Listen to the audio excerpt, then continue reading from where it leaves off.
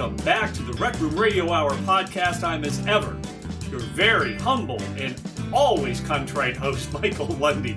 And we are sitting down on this episode of the podcast with one of the up-and-coming bands here in the Central Susquehanna Valleys. We're going to get you in on the ground floor with these guys.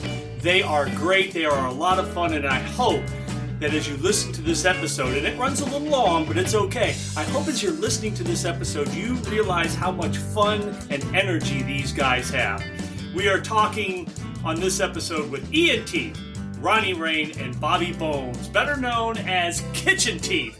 And we're going to kick things off with a song that they recorded over in Danville with Pat Motto. This is a great song, high energy, Death by 1,000 Cuts, and then we're going to have a long, fun conversation with our friends, Kitchen Teeth, here on the Rec Room Radio Hour podcast.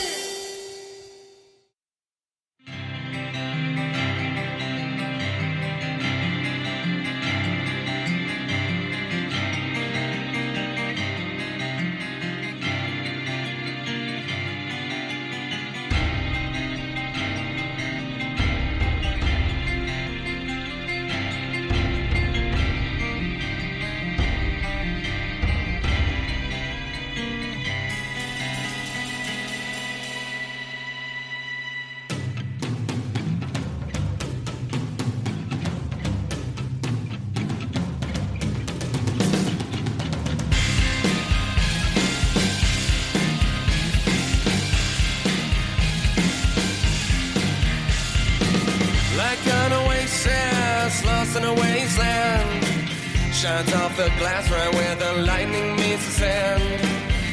Like a shadow breathing in the night, like a disease, yeah, that comes with every bite. I'm a sucker for pain, glutton for your punishment, slave to your government.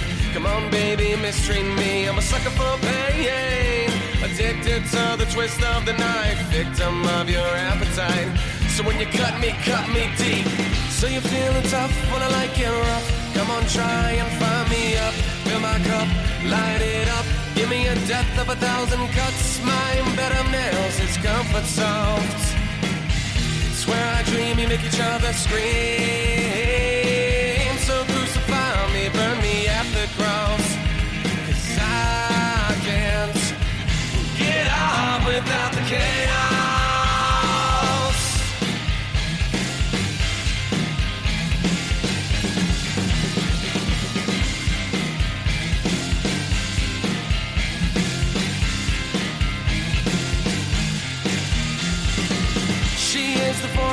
In the back of my mind, whisper, step for the ledge, my friend, and see if you can fly. She is the wind in my ears, roaring loud. Kisses my neck, yeah, before I hit the ground. I'm a sucker for pain, glutton for your punishment, slave to your government. Come on, baby, mistreat me. I'm a sucker for pain, addicted to the twist of the knife. I pray to burn in the afterlife. So when you cut me, let me bleed. So you're feeling tough, wanna like it rough. Come on, try and fire me up. Fill my cup, light it up. Give me a death of 1,000 cuts. My bed of nails is comfort soft. It's where I dream you make each other scream. So crucify me, burn me at the cross. 'Cause I can't get up without the chaos.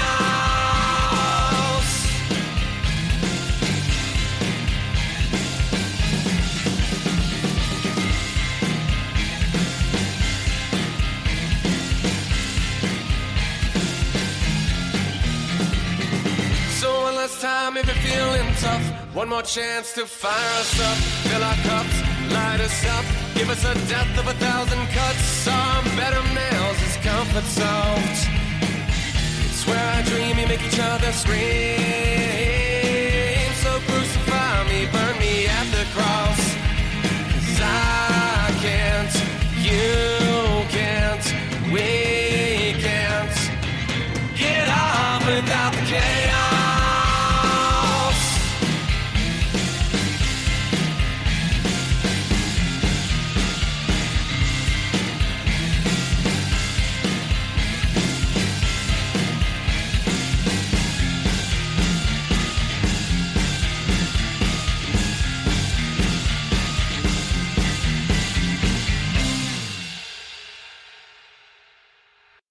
Death by a Thousand Cuts by Kitchen Teeth. I really like this song. I really like this band, and I have only known about them for a couple months now. But we are sitting down on the Rec Room Radio Hour podcast with one of the up-and-coming bands from the area, Kitchen Teeth. And I really want to know where the name of this band comes from because I love it. So, ladies and gentlemen, boys and girls, let's welcome to the Rec Room Radio Hour podcast, Kitchen Teeth. Yay! You guys can, hey, yeah. How you doing? Yeah. I'm doing well, man. Thanks for having me. Yeah, thank you for having us. Here in the kitchen. The kitchen. The kitchen. We write the songs. Yeah. All right. We're going to go around the room and just introduce each person, and then we'll delve a little deeper into the background for the band. So we're going to just start from my left, going around. You got to start with the singer first, or otherwise. Yeah. Well, yeah, because then they get mad. I'm learning that joke. My name is Ian Teeth. I am the lead singer and one half of the songwriters. Go ahead. I'm Ronnie Reign. I play guitar. Now it's Ronnie Reign? Reign. Yep. R-E-I-G. All right. No. I just want to make sure because, we want to get this right. So I play guitar too. Me and Ian write the songs. I do some background singing. Okay. I'm Bobby Bonz. I am the drummer. These guys are in Kitchen Teeth. I'm in a Kitchen Teeth tribute band. I've been for the last 4 months.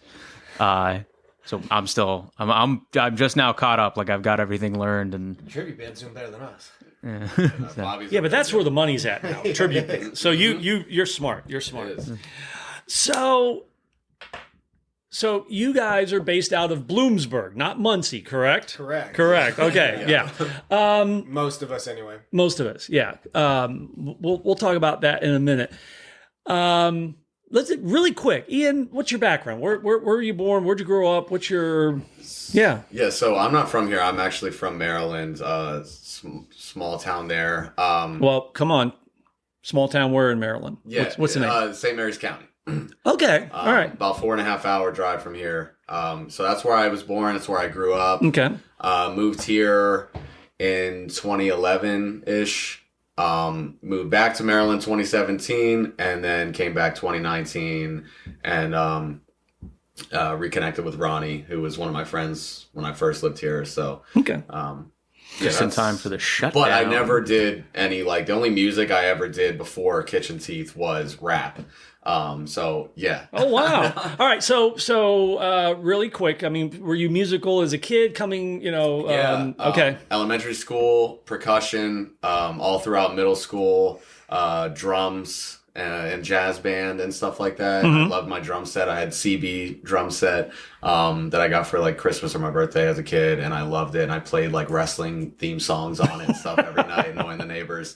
I don't know what I'd do with the drum set now. It's been a very long time, but yeah, I was just. But is it like riding a bike? I mean, you could just jump back on it. I don't think so, because I'd sit down on Bobby Bonz' drum set and I'm like, what the heck is this? I don't even know what to do. I'm scared. I'm nervous. I'm because I almost feel like the feeling is there. I just need to be alone with it in a room, alone with the drum set to really just get the feel back, because I haven't even touched drumsticks in God, 20 years almost. Wow. Until Bobby, and then I messed around one time, but I wanted to be a drummer. Yeah. Mom and dad musical? Were they?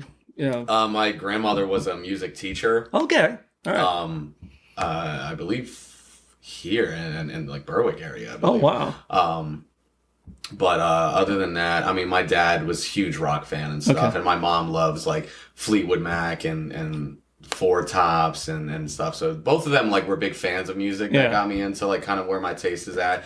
But growing up, I just was rap. Okay. I mean, I have over 100 rap songs. No kidding. Yeah, all recorded that I did myself on my laptop, and I did that until my late teens, early 20s. Good for you. And I think you'd be surprised. I'll have to play it. Ronnie's heard a few. Yeah. Yeah.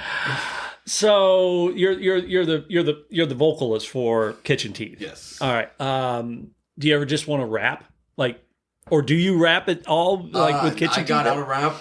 Honestly, when I moved out here, kind of got in touch with, made friends with a guy. He was an older dude, Steve Hauser. I don't know if you know that name. He was always in bands his whole life, and he's deceased now. But he me and him started writing a couple songs together, but it just never really went anywhere. He was a bass player and stuff and played a little acoustic. And that's where I kind of like fell in love with rock music then. And I'm like, well, I kind of always liked rock. But... well, what growing up, I mean, because you had kind of a varied, grandmother was a teacher, dad was in rock, your mom, Four Tops and Fleetwood Mac. I mean, that's a big, broad area. What was your big influences growing up? Eminem. And that's cool. And Snoop Dogg and just just like, I mean, I remember CDs would come out every single Tuesday, and my mom would like take me to get the new CD that came out that I wanted, even if I didn't know who it was. It's just like, all right, that's a rap artist. I want to listen to that. And then I had a couple rap groups in Maryland, and we would just record at my house, and we'd go sledding. There was a video game called EJ Club World. You'd make a beat on there on the PlayStation, and then we'd record on a cassette tape. I mean, yeah, it goes way back. Like the rap love was deep. Was it a hard transition going from rap to a vocalist in a rock band? Yeah, to be honest, so my last rap song I ever did was 2012, and I had not wrote a single song, rap or rock, until January 2023 when we started Kitchen Teeth. So I didn't know what I was going to do, what I was going into. We can go in more depth with it when we talk about the beginning of the band. But when he just played this riff that he hadn't like really not shown anyone for years and years and years, that he wrote like 10 plus years ago. Yeah. And it just like resonated with me, and it just came out. Cool. And that was All the Things, which is on our first album. And he is Ronnie. So Ronnie, let's get you into the conversation here. Where are you from? Where are you born? So I'm from around here. Bloomsburg, Danville area. I grew up here. Lots of music in my life. My dad was actually, he was part-time DJ. Oh, really? Yeah.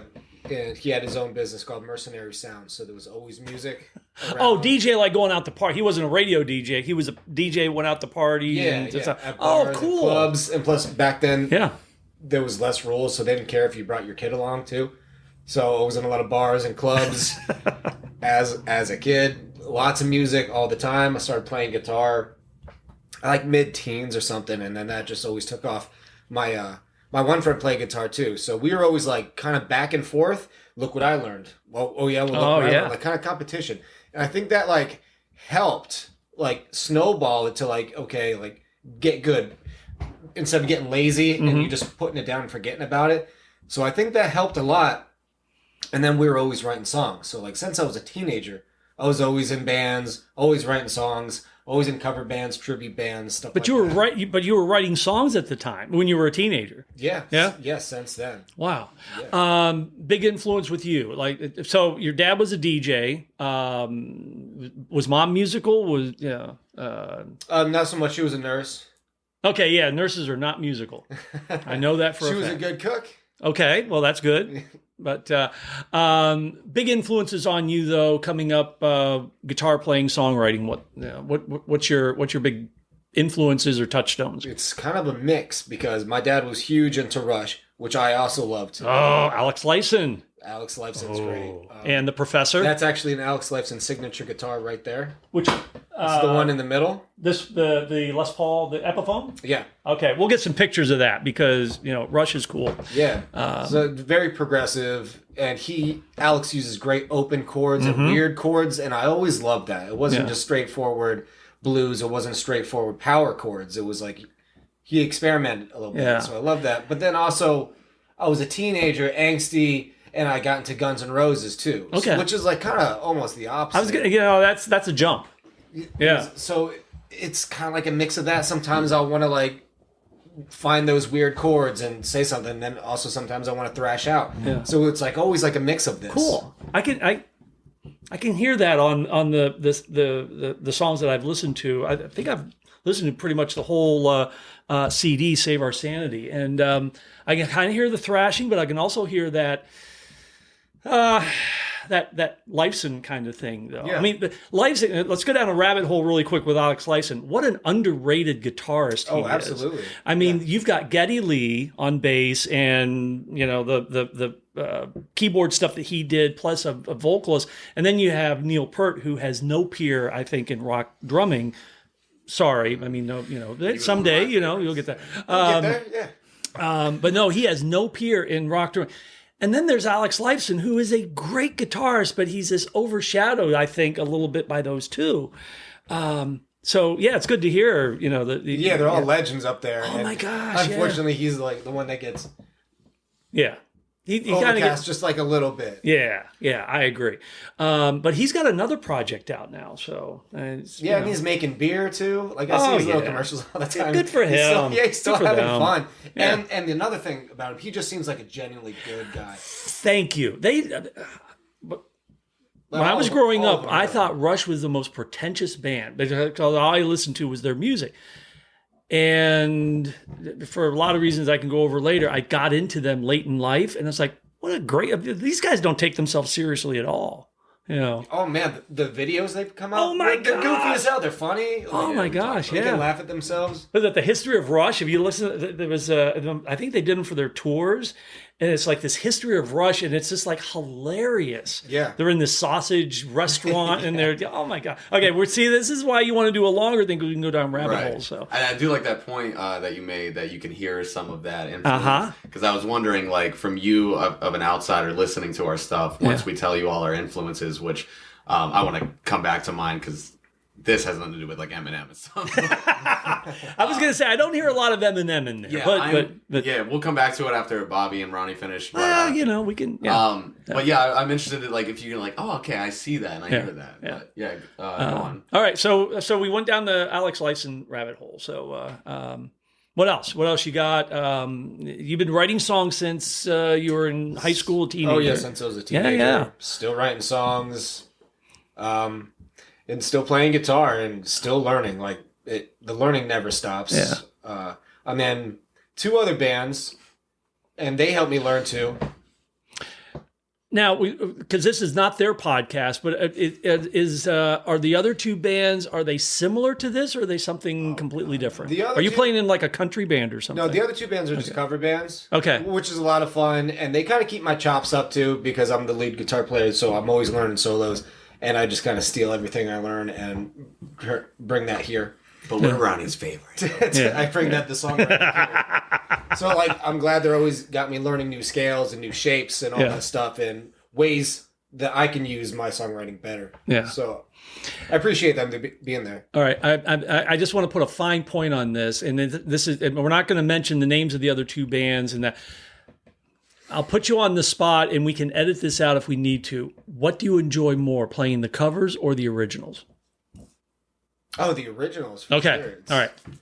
Yeah. I don't edit that out. Oh yeah. No. I just don't want to. I just don't want it to imply that he's I don't enjoy. There's fun in playing covers. Yeah, there's fun in both. My God, as a songwriter, I love playing originals. And I would much rather do that than play covers. But it's your creation. And especially when people get into them, or that's a great feeling. Yeah. Oh my God! Or when they come up to you afterwards, like, man, I love that song. Yeah. Especially since you just played "Death of a Thousand Cuts." We open almost every show with that. Yeah. And it gets people pumped up. Oh yeah. And it's great. It's a great way to start the show. Oh yeah, I do this thing every show. It's not on the album, but wherever we're at. So, we're going to be at V-Spot soon, so I'll just say that. I'll say, V-Spot, we made it, like, right in the intro there. It's, like, a perfect time where, like, he does this little pause, and I'm like, we made it. And it just gets everyone clapping. And the song kicks in. Yeah. Cool. All right, so let's get to the third member here, the guy who is gunning for Neil Peart. I'll get there. Oh, yeah, but you have to find like Buddy Rich or something because I think that was one of Neil Peart's mentors. But Bobby Bonz on the drums. Hey, how's it going? Oh, it's going well, man. I'm having a blast already.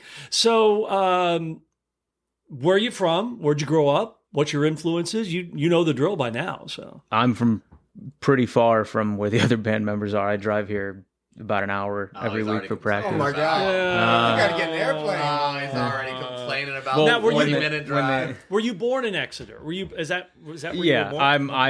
I've been there and I've never left, and I'm the big country bumpkin that just like I'm the mountain man from the woods that gets down here once a week. Oh yeah, so. because Exeter is like, that's backwoods stuff. When I look out my back porch, I see trees. So I got trees. He's got trees. So growing up in Exeter, musical family, mom, dad, sisters, brothers, were they musical? I mean, no. I've fallen into this, and I'm like strapped to this roller coaster that's just going. Well, and how'd you get started on drums? So when I was a kid, when I was like 8, like Razor scooters that they have like detachable handles. Yes. You could push these buttons in and click them out. So I had a Razor scooter, and then like every Razor scooter anyone has ever had, the strings that keep those in place sever after like a month. Okay. So they came off. No? Well, you didn't ride it enough. I did. I rode it down steps. Show me. He didn't ride as hard as you did, maybe. No. Show me. Those things are ankle destroyers. You show me your ankles, I'll tell you whether or not you rode a Razor scooter. Okay, I'll show you my ankles after this podcast. All right, keep it clean, boys. Keep it clean. Come on. Right there. So those handles come off, and I took those, and then we had like 6 garbage cans out in the back, and I was taking those handles, and I started like doop doop boop doop boop doop on the drums, and they all made a different like tonal sound. Yeah. And so I was literally in my backyard banging on garbage cans, and my mom would come home from work and be like, "What is he doing?" And I stopped that after like a couple of months, but so like weirdly there was this really early like drum thing in my life, but I just didn't. Well, how old are you when you were beating on the cans? Like eight. Okay. 9, yeah. So real early on, but then like growing up, like I wasn't really that interested in music even up through college. But then I got out of college, and I was really you could do homework in college, and I had all this time, and I was like, what do I do now? Like I get out of work and I don't have anything. So I tried guitar and I hated it. I don't know if I have tiny hands or if my fingers just don't reach the frets, what's going on, but it hurt my fingers, and I was like, no more of this. Yeah. So who's now my wife, who was my girlfriend at the time, she's like, I've done drum lessons. She pulled this like toy out of her basement. And I was just like, oh, okay, I'll try this. And I just started doing it. And I was like, if I can practice on this for 3 months and not abandon it, I'll buy myself a kit. Mm-hmm. And then I did that, and I was doing like Daft Punk, Lucky, things like that. At 3 a.m. By Rob Thomas. There's some pretty like great songs, but pretty basic, just like boom, tss, boom, tss, on drums. And then I bought my first kit, and it was like $100 like POS from Craigslist. Mm-hmm. And what was the brand though? Oh, dude, POS. It was it was. He already told us. I don't know the brand of my current drums. Okay. You don't? No, I have no idea. I knew the brand of my drums from 20 years ago. CD. That's what I'm saying. You dude. don't know what you have now? No, it's made of. Oh my god! It's made of wood. That's insane. It's all about feel, man. It's all about the brands. Well, no, you're right. But well, you at least should know. Okay, so hold on. In Bobby's defense, ask Paul McCartney what kind of strings he uses. He doesn't know. Well, okay. It's just they put him on, and does it sound good to you? Does your drum sound good to you? You gotta ask his guitar tech. He doesn't. Yeah, of course he doesn't. Well, yeah, I even think that McCartney in Hamburg, if you ask him what kind of it, he wouldn't have known. As a matter of fact, he took. You got a guitar tech. Not when they were in Hamburg. He took strings off a piano when he needed to restring his bass. So he tells a story about taking. So yeah, it's okay if you don't know because it's feel. I think that my current kit, I think I was scammed into buying it. So I joined a band that was a cover band, and they were pretty decently big in the area, and they were playing like nice bars. And I joined them for a St. Patrick's Day party at Levels, which is closed now. It's a bar in Scranton, but it was this massive like five level bar, and every floor had a different band playing. There's like a DJ in the basement, someone on the roof. There was country bands playing ground floor. Where was this located? This is like right off the square in Scranton. In Scranton, yeah. Okay.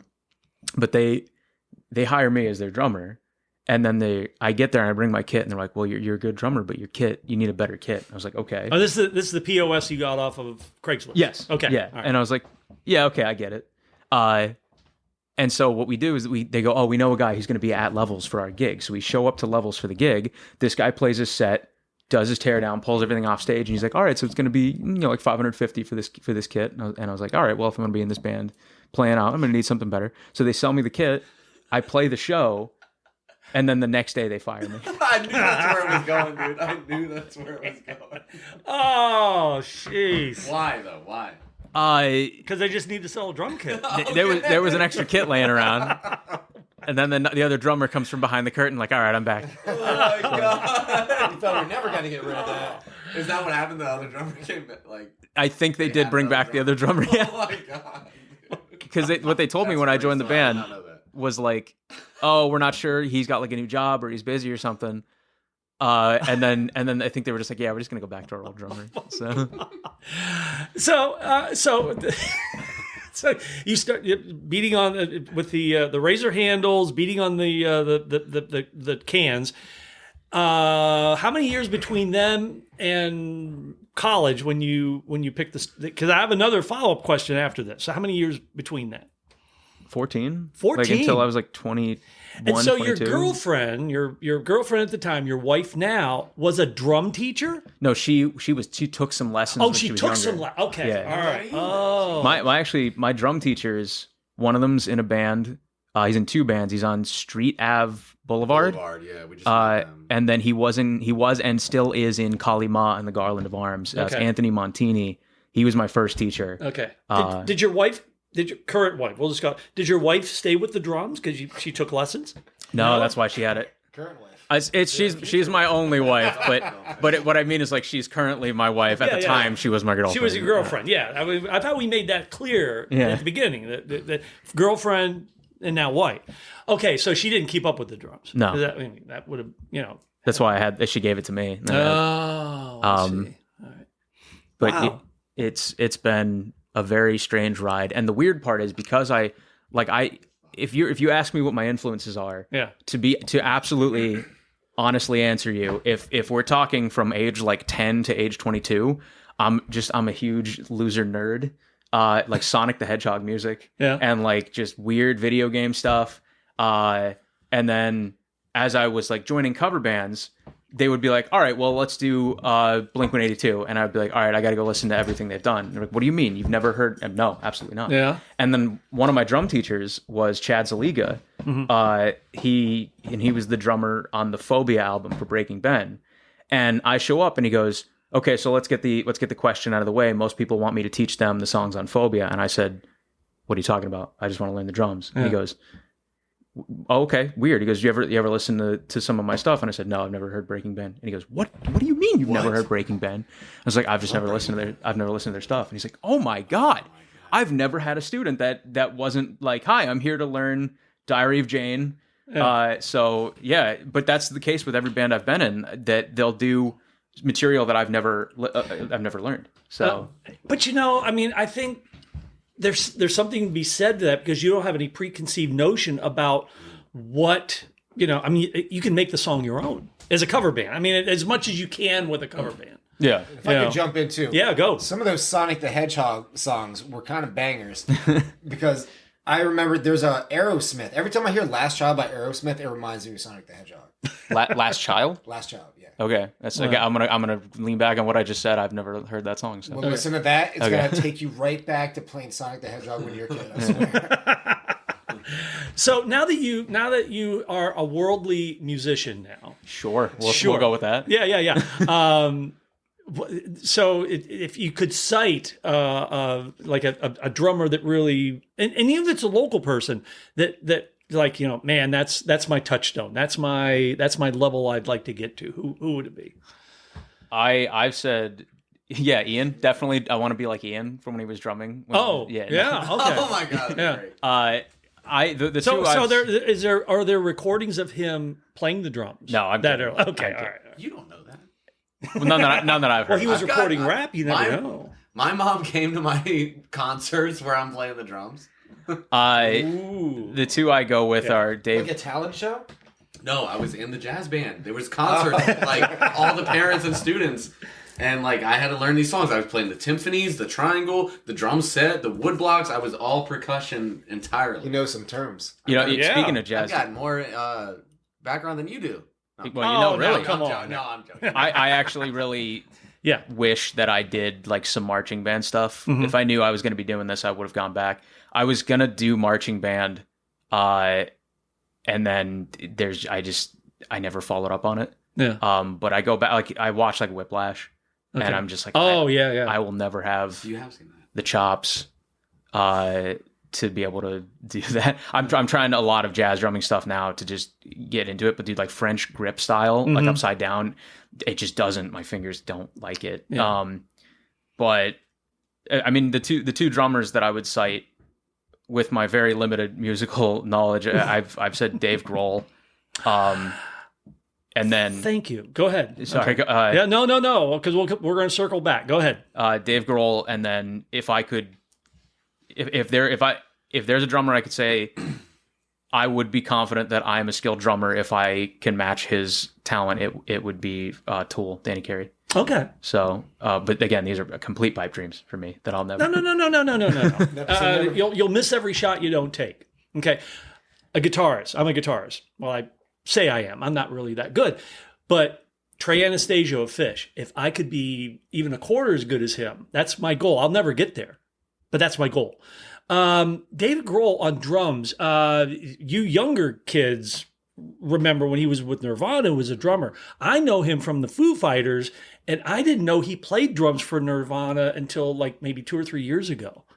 So what? You didn't know that? I did not know that. I am 62 years old, so the whole grunge thing passed me by. So I didn't know he was the drummer for Nirvana. I've got two pretty good stories. I think they're good, but we'll find out about Dave Grohl. We'll be the judge of that. The first was when I was with that first drum teacher, Anthony.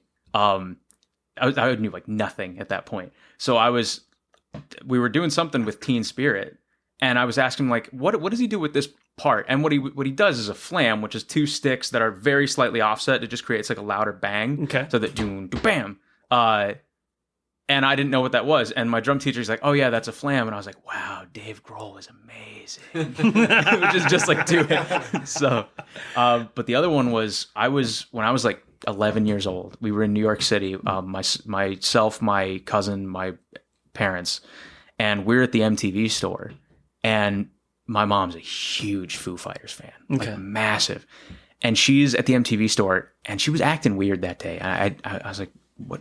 Why are we here? Because we don't watch MTV, but and she's looking around and she grabs me and she pulls us all to like the back of the store because she's like, I see them doing something, and we look out and we see that there's like security people that are pushing people out the door of the store. So she pulls us into like the back of the store so that we're not up there and we don't get pulled out. And all of a sudden, all the Foo Fighters walk in and they lock the doors, and so it's like us and maybe like 10 other people that are still in the store because they just wanted not so many people in. And they were doing, I think it was like Foo Fest, they were calling it at the time. You can actually go on YouTube, and I'm in some of the YouTube videos in the background, like tiny me. And I actually showed the photos to one of my older bands of like, you know, younger me, and they're like, wow, you really haven't grown up at all. But so we got locked in the store with Foo Fighters. Yeah, a little goatee. Yeah, I got a little bit of facial hair. It's thin. Did you actually go up and talk to like David Grohl? Oh yeah, we were on camera with him. I just want to be. One day I'll be like him. But I was in wrestling at the time, and so for like a 12-year-old, what? I was a wrestler. Oh my god. Yeah. Fun of me for like in WWE. Well, why do you think these ears are so tilted, man? I got collie. But I was like super jacked for a 12-year-old at the time, and so Dave Grohl was like, "Oh, little muscle man." Oh, cool. And he was like, again, my mom's super obsessed with him. She's like, any opportunity to like be near him or like touch him or anything. Now, did mom know that they were going to be there? She had to know something because she pulled us to that store and she was like looking around. I think she like Googled something and found, and I mean, Google when I was 12 was like super. Where was this? This was at the MTV store in New York City. Yeah. Which I don't even know if it's still open. But so Dave Grohl was like, man, does anyone have any gum? And she's like, I've gum right here, right now. Give me gum. Someone give me gum. Like, and so she runs up to Dave Grohl with this piece of gum. He's like, thanks. And then he goes out. They recorded this thing for like a TV promo for Foo Fest. Or it was like, maybe it was like 5 years of Foo or something like that. And then he goes out front, and they've got these buckets set up and all these sticks. And it's him and Stuart Copeland from the Police, and they're trading drum solos on these buckets. And my mom, again, being super obsessed, she's like using me as a tool to get anything closer to Dave Grohl. She's like pushing me back. She's like, go up there and ask for the drumsticks. Get up there and ask for the sticks. I'm like, okay. And so I go up and I was like, Dave, throw me your sticks. He's like, all right, little muscle man. He throws them to me, and I have those sticks and a T-shirt signed by every member of Foo Fighters and Stuart Wait a minute. Copeland. So mom didn't like snatch all that stuff from you? She did. Oh, okay. Yeah. But she finally her, relinquished. she has it in her attic. I say my attic, but like that's my brain thinking like, oh yeah, that's your parents' house. That's where you live. Yeah. I don't live there, but you got to get it in writing that you're going to inherit that stuff. You know. I mean, well, it's in a glass case somewhere that I'm sure she's. Oh, so she's already had it like put in a shadow box and framed and everything. She has the sticks in this little glass case because those are signed too. We got those signed. The T-shirt, actually, I think it's like I don't even know the phrase, like the white shirts that have like no sleeves that go over. They're like an undershirt almost. I think they're called wife beaters. I didn't want to use that phrase, but yeah, I think that's the colloquial term for those. But tank top, I guess. Top. There we go. It's even better. But that was all signed by them with Sharpies, but I think that got like so faded. I mean, we're talking 2002. Oh yeah, something like that. It's ancient, man. I mean, I guess that'd make me like 10 even, 10 or 9. But so we got like trapped in the store with Foo Fighters. We got so crazy early experience. You were intentionally trapped in the store. I got trapped there by my parents. But was your dad there too? Yeah, he was there. Oh. Well, that's funny. Like him just going like, I mean, we all know that if she had the opportunity, probably would date Dave Grohl. But I mean, I can admit that to myself. But maybe he's your father. No. So a bunch of weird early musical experiences for someone who was completely non-musically inclined. Yeah. And then later on in my life, just randomly got into drumming. Yeah. So how long have you been drumming now? Like seriously in earnest drumming? About 10 years. Really? Yeah. Okay. Now wait. Now. Dave planted that seed when you weren't looking, I guess. Yeah. So do any of you two have any brushes with greatness? You know, this guy is like up close and personal with David Grohl. Well, I met Kanye West. He was, this was before Kim. This was like college dropout, late registration Kanye West. Does anyone know what I'm talking about? No, but I don't know. I don't know in this climate that you would want to admit that you met him. I don't know. That's true, but this was when he was. He was okay. Yeah, all the other gotcha. Stuff. I gotcha. This was like 2004. This was in the before times. Yes, it was like 2004, 2005 era. Kanye, where he was just like so loved and just like kind of new. Yeah. He came to our town. His dad actually lived in the town I was living in, and opened up a water cafe called Good Water, and because his label's Good Music or whatever. So he came and we did like a walk, like a benefit walk or something like that, and he was there, and I got to meet him. Who else did I meet? Well, I did go see, and I'm glad you brought this up because I didn't want to mention that my influence for who I am now is Scott Weiland from Stone Temple Pilots' Velvet Revolver. Oh, okay. Obsessed. Read his book multiple times. Love him. Got to see him right before he died. And I met the entire other band except him, which really made me sad. But just so cool. Like that's how I want to like base my stage presence off of and my look and I don't know. I just really like Scott Weiland. Cool. It's my favorite. Any brushes with greatness with you, Ronnie? I met Slash behind the Sherman Theater in East Stroudsburg after I saw him and Miles Kennedy and the Conspirators promoting one of their new album releases. So I watched that, and then we usually park behind there, hopefully run into somebody. Okay. And we ran into Slash and shook his hand, and he signed my shirt. Did Kanye sign your shirt at all? No. Or? Okay, well, so I thought there was going to be a theme going here. I did party with Save and Abel once. There you go. I don't know if you guys know them, but yeah, Save and Abel. We had this funny story of me and my friend were backstage for this show. It was Saving Abel, Tantric, and Puddle of Mud, and just like 2018. And this guy comes up to me, and this is before I did any rock music stuff. This guy comes up to me and my buddy, and I had the long hair and everything, and we're backstage smoking a cigarette. And he's like, "Oh man, you guys rocked up there. You guys were awesome!" Like, and he had a poster of everyone on the show, and he's like, "Can you guys sign this?" and we signed our real names on this guy's poster, who was like, he was pretty drunk. And we were just like, yeah, man, thanks for commenting. Glad you enjoyed it up there. Like, yeah, it was awesome, man. Then he comes back, and we're like, oh my God, he knows. He figured it out. He's probably pissed. We ruined his poster. We signed it. And he gives us a bottle of whiskey. And we're like, oh, this guy thinks we're the greatest thing ever. Like, he literally could have sworn we were on that stage. That's funny. I guess he thought I was like Wes Scantlin or something. But that was just a funny little story. But. So you guys have been, as a band, you have been on a few stages here. When did this little project kind of evolve? Where did it start? All right, so it started right here where we're at right now. In this kitchen? In this kitchen. Okay. It's just one half of the name. With these teeth. Okay. See, I want to hear where don't go into the band name yet. Okay. Let's just, so, I mean, how were you drawn to this kitchen? I mean, how'd you guys meet and all that? So Ronnie and I were introduced 2016-ish time. He was a bartender, and I was like friends with someone that would go into that bar, and like, you guys are gonna love each other, and I got to introduce you guys. So we met, and we did get along like immediately. Why are you smiling? He's eating candy over there. What's wrong with that? So we met, and then he was in bands, and we had entertained the idea. I don't even know how that came up, because I wasn't serious about it at all. But he was like, well, we need a singer. Like, you could try out. And I remember I did try out for his band at the time. Oh, it was awful. It was so bad. Well, don't do that. I had a second one. He brought me back again. And I remember the songs that I told them to learn.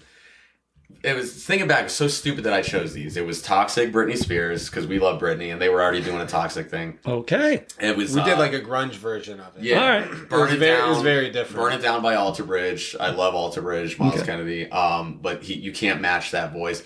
Did we do Kiss from a Rose by Seal? I think I wanted you guys to, but we didn't. And I forget the other. Oh, and it was Velvet Revolver, You Got No Right. So those were the three songs, and I just was.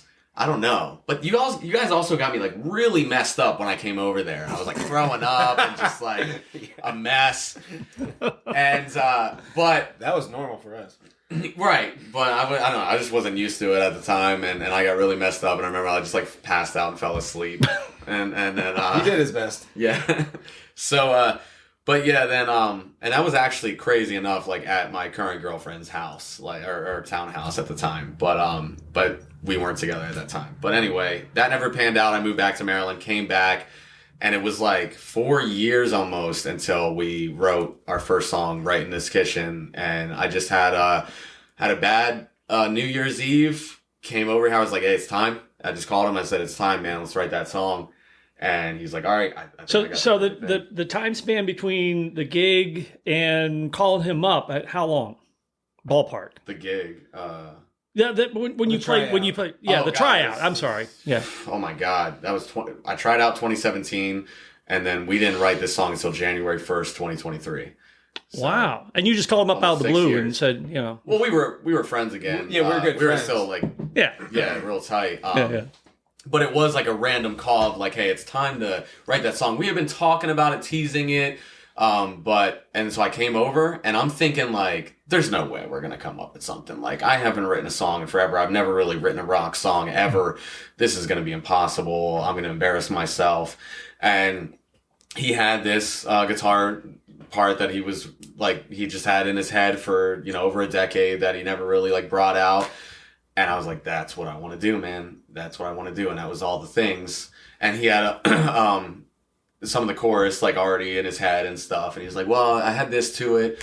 And we just started writing, coming up with parts. And it was like magic. And we were like, and I never sang. Like, I never sang. I had no clue what I was doing. And so listening back to it now, like the original recording, which I probably still have, it probably sounds awful. But we knew with the writing process there was something there. Yeah. And we were really happy with it. And then after that, it just started coming. I'd come over to his kitchen. And then we just started writing songs. A lot of it was just us venting to each other. Yeah. We both had a lot of stuff going on, and we'd come over here and like, this Kitchen Teeth, we cook, we crack some beers, and we just vent, we talk, we write songs. Yeah. And just venting, coming up with chords, and then we'd just come up with songs, and it was like really fun. So this is January of 23. Yeah. So this is like almost 2 years ago. Yeah. How long were you just in the kitchen venting and writing songs before you said, "Oh, or did you go into it thinking you had a project? We didn't go into it thinking we had a project, but after we wrote that first song, we were like, okay, there's something here. Okay. And where I was working at the time, I had a lot of it was monotonous stuff, and I just would have earbuds in, just not hearing music, but literal earbuds, and then I just would come up with melodies and riffs, and then I'd come over and I'd hum it to him, and I'm like, can you turn this into something? And then for instance, our song Vivian, and then he'd turn it into something like magic, and then I'm like, all right, I got this. And then we just so good. Me and him writing together. There's been days I've come over here, even recently, and I'm like, I'm driving over here. I'm like, there's no way. We're not going to come up with nothing. I'm not feeling it today. I got writer's block. And then we always do. Wow. In this kitchen. Wow. So after the first song, you thought, okay, there's potential for a project. When did that kind of gel? When did it's like, okay, we're going to do something? And probably that's a better question for you to answer, because I'm still self-deprecated, and then I'm like, oh, there's no way Ronnie's going to want to make music with me. He's my best friend, but there's no way. I just never imagined me doing it. He's been doing it his whole life. Mm-hmm. I just never thought he would look at it Ian's got something here. I think it happened pretty quick within a matter of months, because the momentum was there. January 1st, we wrote our first song, and then he'd come over the next week, and we would vent and go over stuff, and we'd have another song, and then he'd come over a couple weeks later, and we would just talk, and another song would happen, and by spring, coming into the summer, we started working on Promised Land, which is probably one of the funnest songs we put together. And that really hyped us up. I'm like, okay. That was crazy. I was literally just thinking about this. Is our fifth song we just wrote, and this is just fun. Yeah, fun as heck. That was awesome. And it got to the point where I'd be out there smoking a cigarette or on the phone, and then I'd come in here and he just playing a riff that he just thought of, and I just start freestyling lyrics. Wow. And then that would turn into song, which is one of our songs that we're going to hear today is Options. Yeah. That's how that song got made. Options was great because he was on the phone with somebody. Yep. And I'm just BSing around. I'm just playing licks and stuff like that. And he's just on the phone. He's like, just tell me what your options are. What are your options? And I'm just playing. He comes in, dude. And I'm just playing the guitar behind him. And then once he hangs up, I'm like, keep saying that. Yeah.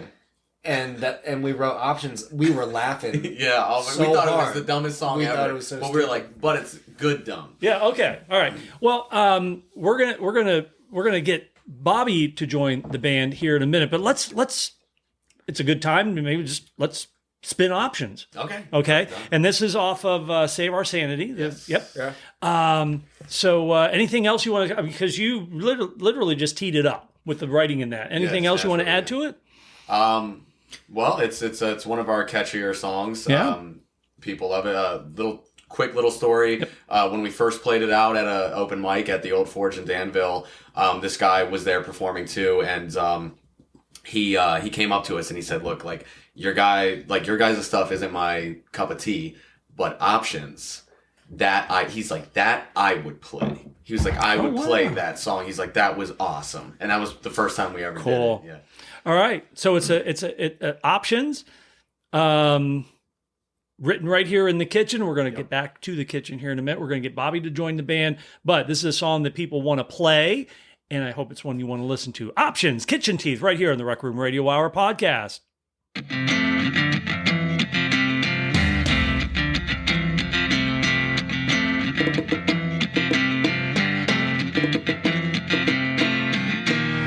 Why can't you ever just stick to the plan?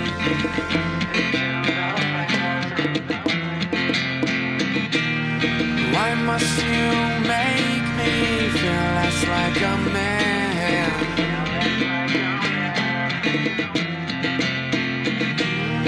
So what are your options? Just tell me your options.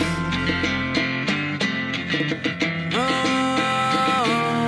well, what are your options? Please tell me your options.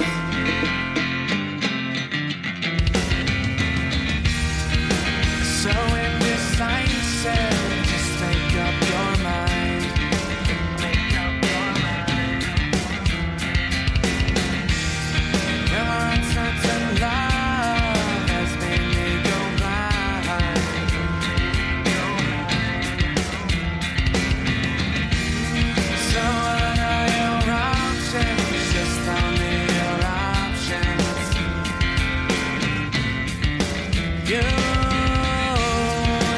made your decision in spite of my choices. Your cards on the table now. After we deal them out, I'm on the brink of a fall. You threw all your options out. Make your decisions now. Won't you just please let me know? You've considered your choices, but you're out of options. You're just left with no voices and your disillusions. Your addictive concoction has mixed with your toxins. Might as well cut our losses and explore other options.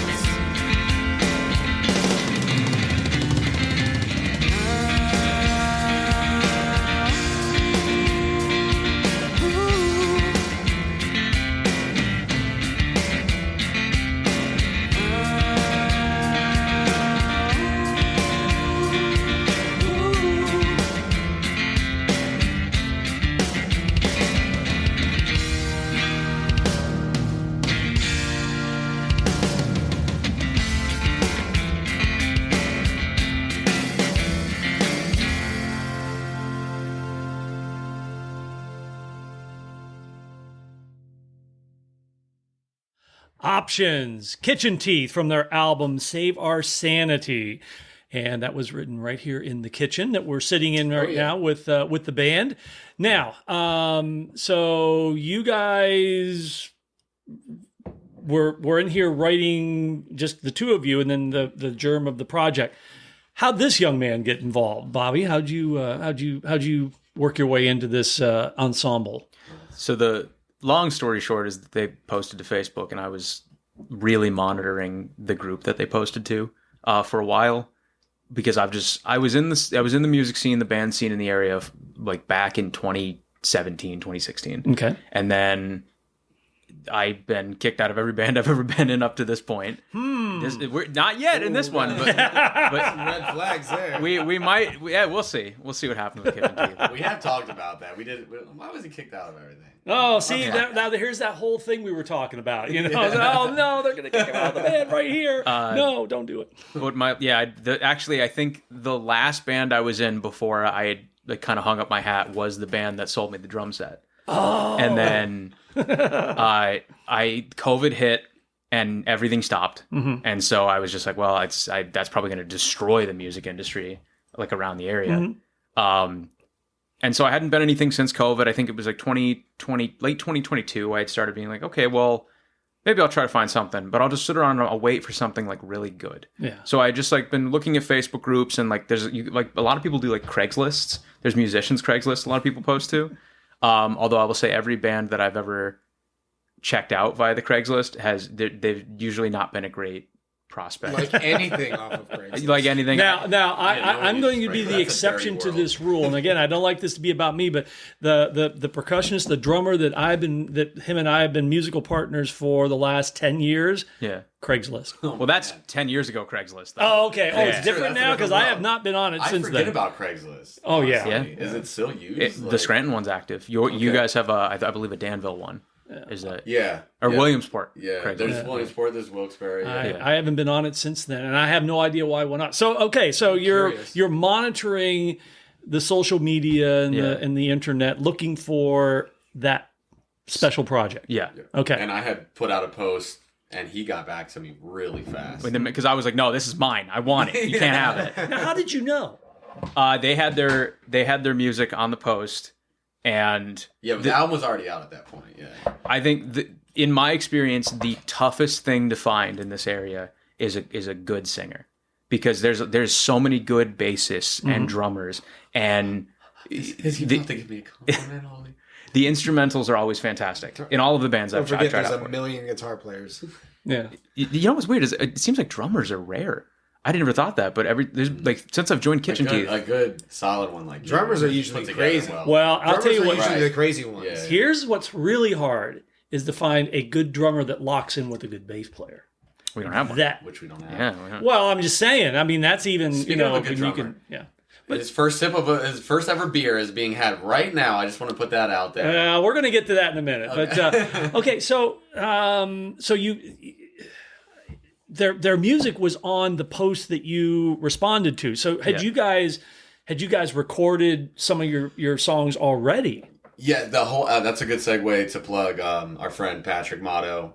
Okay. In Danville, he has a studio called PM Soundscape Studios. You've visited there recently. Yeah.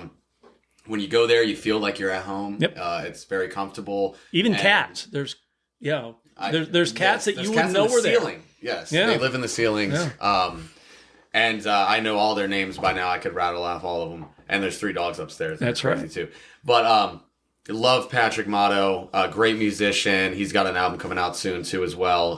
He's consistently releasing new stuff. I've known him forever. I was in a band with him like maybe 10 years ago. Oh, really? Yeah. Okay. Yeah, that was Ronnie's connection. So you guys had recorded though with Patrick even before you had a drummer. We had the songs. Yes, the album was out before we found Bobby. And Pat did like this the album drum. was out before he joined. Yes. Pat did the drum. So you guys had already recorded with Pat and the cats and the dogs and that before Bobby came on board. Yes. So, Okay. So who did the drums? Patrick Motto did the drums for the album on drum machines and stuff. Actually, a little known secret.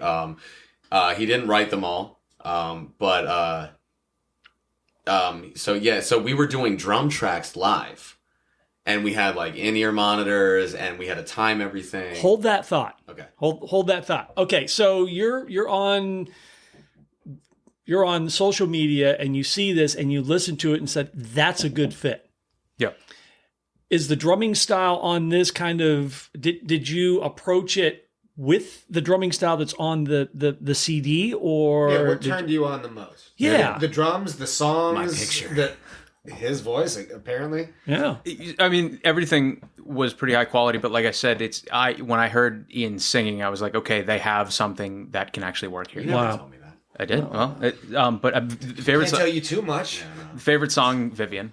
That's the one I practiced first. And yeah, I mean, that's why I say I'm in a Kitchen Teeth tribute band, because for the last like 3 months, all I've been doing is learning their songs. Yeah. You know what I mean? So I'm in a cover band. So you've only been in this band for 3 months? 3, 4. Yeah. Dang. Let me just make this observation. I was going to make it at the end of the interview, but I'm going to make it right now. I would not have guessed that you have been in this band for only 3 months. I wouldn't have either. I mean, no. I'm being dead serious. I'm not blowing smoke, because you guys, there's bands that just like get together and they play music, and then you guys, it sounds like get along.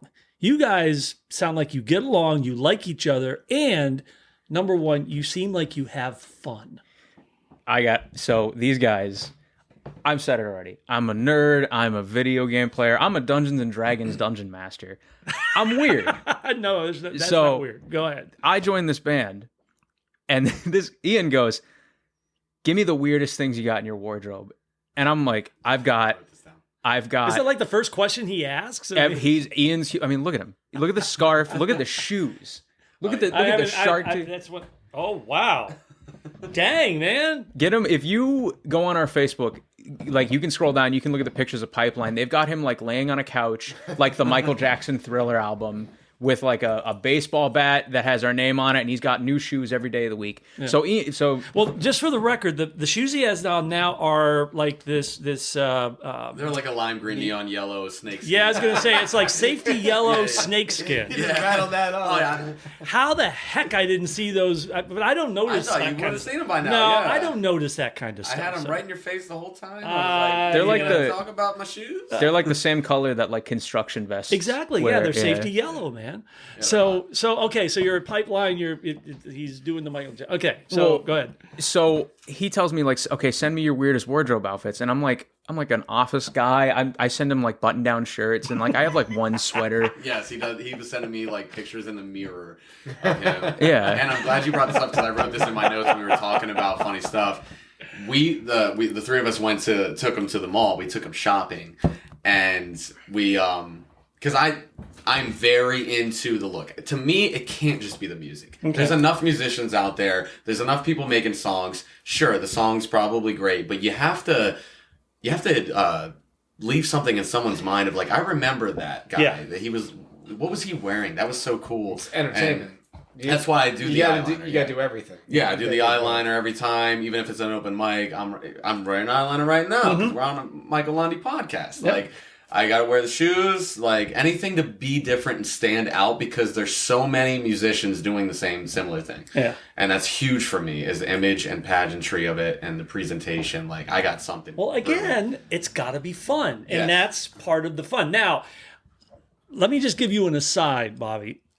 They took you shopping. Oh yeah, and that's the best. No. They took you shopping. Yes, that's a statement of fact. Yeah. Yes. Oh yeah. They're not going to kick you out of this band. I mean, I spent I think like $250 that day, and they're like, they're like, those shoes are not gonna work. Oh my god. We need to get you new belts. We're in a hot. He's wearing the dumbest dirty shoes. And he's like, I just buy great. All right, so we've already seen that. Yeah, ew. Oh, that's what he had on, and then he was wearing the outfit he bought through. Like, he'd go buy an outfit, and then he'd wear it the whole mall trip, the rest of the way. Yeah, once he got it, he changed into it in the mall. He's wearing that outfit at least 50 times, and this was like, I've never had anything that I ever was like, okay, I look okay. I've never had anything that made me confident in myself. So but at the same time, I couldn't give him all my secrets. I didn't want him to look too bad, you know. So I'm like, that'll be all right. You got to ease him into this. It's only been 3 months. Yeah. But Bobby, were you and I'm this is a serious question. Were you intimidated by that, or were you like, this is kind of weird that they're taking me out shopping? I mean, for band clothes. So there's a band that was really big in this area in around 2005. It was called Hour After. That's no H. It's just OUR After. And their guitarist, Mike Dudley, I'm pretty big friends with him. We worked together for a long time. And no, he's told me stories of like, no, when you're in an original band, image is big, and guys, like, it's weird. You might sound odd, but you go shopping and you try to get new clothes and makeup. Okay. So like going into that, I was like, maybe like anecdotal, but I was like, no, I've heard that this is a thing. So already warned. That was good. So I was pretty confident in it. But no, what I thought was even more, what made me more confident with it was like, these guys care enough about their image to do something like this. Yeah. And I was like, but you paid for it. But still, that's the point is, you know. Yeah. Oh well. I mean, they didn't pay for it. If they paid for my clothes, we'd be in this forever. You know what's great? When you get to the Neil Peart level, then you can they'll buy your clothes for you. So we're at the mall that day, and these guys, they go into an Auntie Anne's, they get like mocha coffees and cinnamon breads. What do you mean then? I'm the mocha boy. You were both walking down the mall. Did you have a mocha? I got the pretzel. You guys are walking down the mall with like drinks and bags over their arms and pretzels. Like, this is a great little mandate we're going on. I'm playing claw machines and I'm getting mad that they took my $1. I was like, no, I need the number to that. So what kind of coffee did you order? I was watching my figure at the time. And then afterwards, we went to a winery to watch Pat play. Yeah. Oh, funny. Yeah. And I sent my wife pictures of me in the bathroom with my new outfit on in the mirror, and she said, "I will love you no matter what." You know what though? I think it's cool. I mean, really, I mean, it was a fun day. But again, I mean, how much of for like going into a business thing? How much of a team building thing was that? I mean, that's huge. Yeah, no, seriously, I'm being dead serious, kind of with this. That's a huge team building thing, and I would feel like, you know, man, I'm kind of in this. You know, they think enough to, you know, take me out. I got to buy the stuff, but they're thinking enough about me to take me out. And it's crazy how like we go back to like how you notice you wouldn't think that he's been with us for only 3 or 4 months. Yeah. Because like when he put that out on social media looking for a drummer, I expected it to take forever to go through so many people, but to find him right away, it blows my mind. Yeah. Like just somebody that fits. Yeah. How we found him instantly almost. Yeah. and I'll be honest with you. It doesn't usually happen like that. I have seen videos of you guys play. I've not seen you live. I'm going to correct that very soon. But it seems like this is a good fit. Yes. This is a good fit. Because he's not just a great drummer. He is great at helping us get shows. He's great at helping us get connections. He has spreadsheets. I mean, I can't even keep up with half the stuff he's doing. And he's a great idea guy. I mean, we have... You hear about the Chompies? No. Oh, we got to show him a Chompy. So we're big on merch, too. Like, what can we do with merch? Yeah. And I have, Chatter Teeth, and we sell, we have shirts and CDs, and and we had bags and stuff, and I had, like, Chatter Teeth I've sold here and there, like, wind-up Chatter Teeth. And we got, and this started off of just, like, us sending pictures to each other and AI stuff, and we came up with these, which are Chompies. They're little tooth plushies. Keep those out. We'll get pictures of those. Yeah, they're tooth plushies that we are selling, and we want to like do some stuff to them and like kind of customize them a little bit more and make them, because the idea behind them is that they're little they're little tooth monsters that raid your kitchen at night. Funny. I would love to get we want to take this far and do like a little comic strip of these guys raid your kitchen. Funny. We want to do everything, man. And they're called Chompies. Chompies. Yes. Cool. And we want to have like aprons and stuff. Bobby's great with that. He comes up with ideas. Constantly we're sending. Whose idea was this? It was a collective idea. Oh, okay. All right. It spiraled out of nowhere. So the Chompies, and we'll have pictures of them, but they're essentially little stuffy, plushy teeth, little molars. Where did the dang name of the band come from? Yeah, we get this a lot. And now you should. Point. That's the point. That's a good thing. Ronnie, in this kitchen, he had rescued a cat that he named Taka. Okay. And where did this cat come from? It just showed up behind my house. But didn't you find out later that it was came from some crazy length or something? Oh, yeah. So I took that cat in and I took it to the vet and got it all cleaned up. And somebody was like, I know how to find it. And she posted the cat. And it came from a farm in Millville. Yeah. And the person said well, it's an outside cat, so we can come take it, but we're just putting it back outside. Yeah. See, and the person I was with was like, no, you're keeping it. That's not going to happen. Yeah. Until you find well, I said that to you too, because I still hate him for getting rid of it. Because I'm allergic to cats. Where I would have. Yeah, he is. I'm a cat guy. I would have myself. kept Taka. Taka was awesome. Taka was amazing, and she's a big part of it. Oh, so the name's Taco? Taka. Oh, Taka. Okay, all right. Scar from Lion King, his name was Taka. Oh, I thought you were trying to go with the palindrome. Taco cat. Taco cat? Taco cat's a palindrome. So. It means garbage, right? Yeah. Trash. Taka. And, Ronnie's trash. No, I'm kidding. No, Ronnie's a garbage man. And owns a garbage company. You want to plug that real quick? No? No day jobs. No day. Okay. All right, yeah. No, that never happened. No.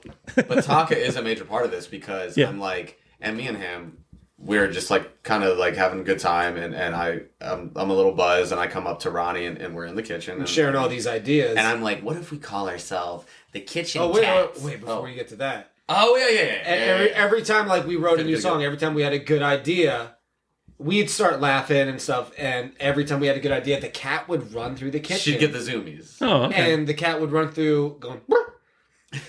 Yeah. She'd run from there to there. So every time we would just start coming up with something, we're like, you think this could work? And we start putting it together, and the cat would run through. Cat likes it, so that's good. There's our sign. This is real, man. Yeah. It's going to be a good song. Yeah. So one time, we were all buzzed up, and what? I just said, what if we... And I'm just messing around here. I did not think... I wasn't even being serious. I didn't think he was going to take me serious. I was just joking. I always joke. And I'm like, what if we're the Kitchen Cats? And immediately, almost like he already knew and was thinking about this, which I don't know if you were. I never really asked you that. But he's like, no. Kitchen Teeth out of nowhere. Immediately. This wasn't minutes later. This was a second later after I said Kitchen Cats. He was like, no. Kitchen Teeth. And my mind exploded.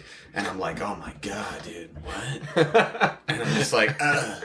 Now, that's a clever name. Did you immediately go to the Google machine and Google it to make sure nobody else had it? I think we did that eventually, but not immediately. Oh, really? We kind of just I've been in a lot of bands. I've been in a lot of original bands, And that's one of the hardest things because you come up with a name and you're like, okay, does this work? And you look it up, Taken. You think of something else, you look it up, Taken. You look it up, Taken. Right. It's a funny story, and we're going to talk about you guys being on PA Live here in a little bit. We did PA Live pre-pandemic, and between the songs, the host came up and interviewed me because I was the spokesman, and she said, "We love the name of your band." She goes, "Where did it come from?" I said, "We were really thinking about calling ourselves the Beatles, but it was taken." And I said, "Then we thought about calling ourselves the Grateful Dead." And she says, Taken.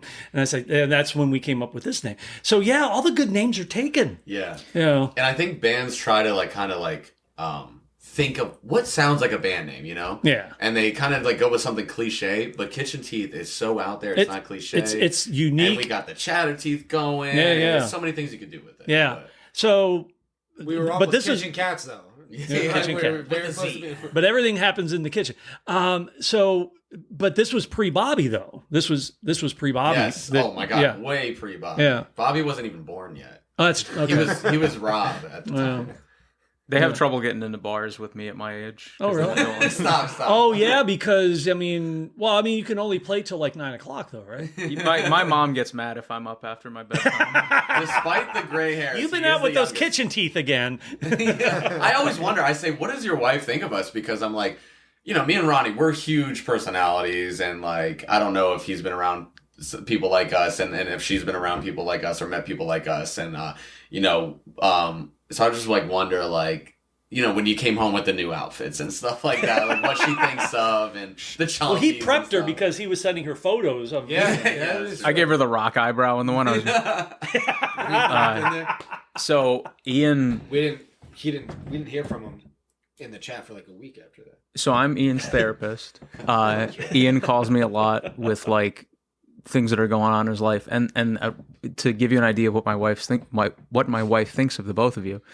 At one point, I was talking to Ian for 45 minutes. I'm just laying in bed with my wife next to me. That's a light phone call. That's a quick one. Oh wow! You're lucky you get off with that. Oh yeah, but we talk. We're talkers on the phone. I talk to him every day. Well, Ian gets the bath ready, and he gets the net in his hair. And he was on the shower earlier. Oh yeah, I was sending us messages. Yeah. So you can catch us at the spa on a good day. So I get off the phone with him, and I turn to my wife, and I was just like, "Oh, how about that one?" She goes, and I was like, "What do you think of all this? This band?" And she's like, "I think that's called having friends." That's right. And I was like, "Oh, see." Oh, I'm telling you, man. That's a good way. A, you're not going to get kicked out of this band. And B, I don't think, but everybody's replaceable. That's true. That's true. But it really comes down to, and I know this from personal experience. It comes down to, I'm not really worried about your chops. I'm more worried about, are you going to be a good fit personally, personality-wise? We've been talking about that a lot lately. Just said that earlier today? Yes, yeah. Is that it's not all about how talented you are. You could be the best musician in the world, literally. Yeah.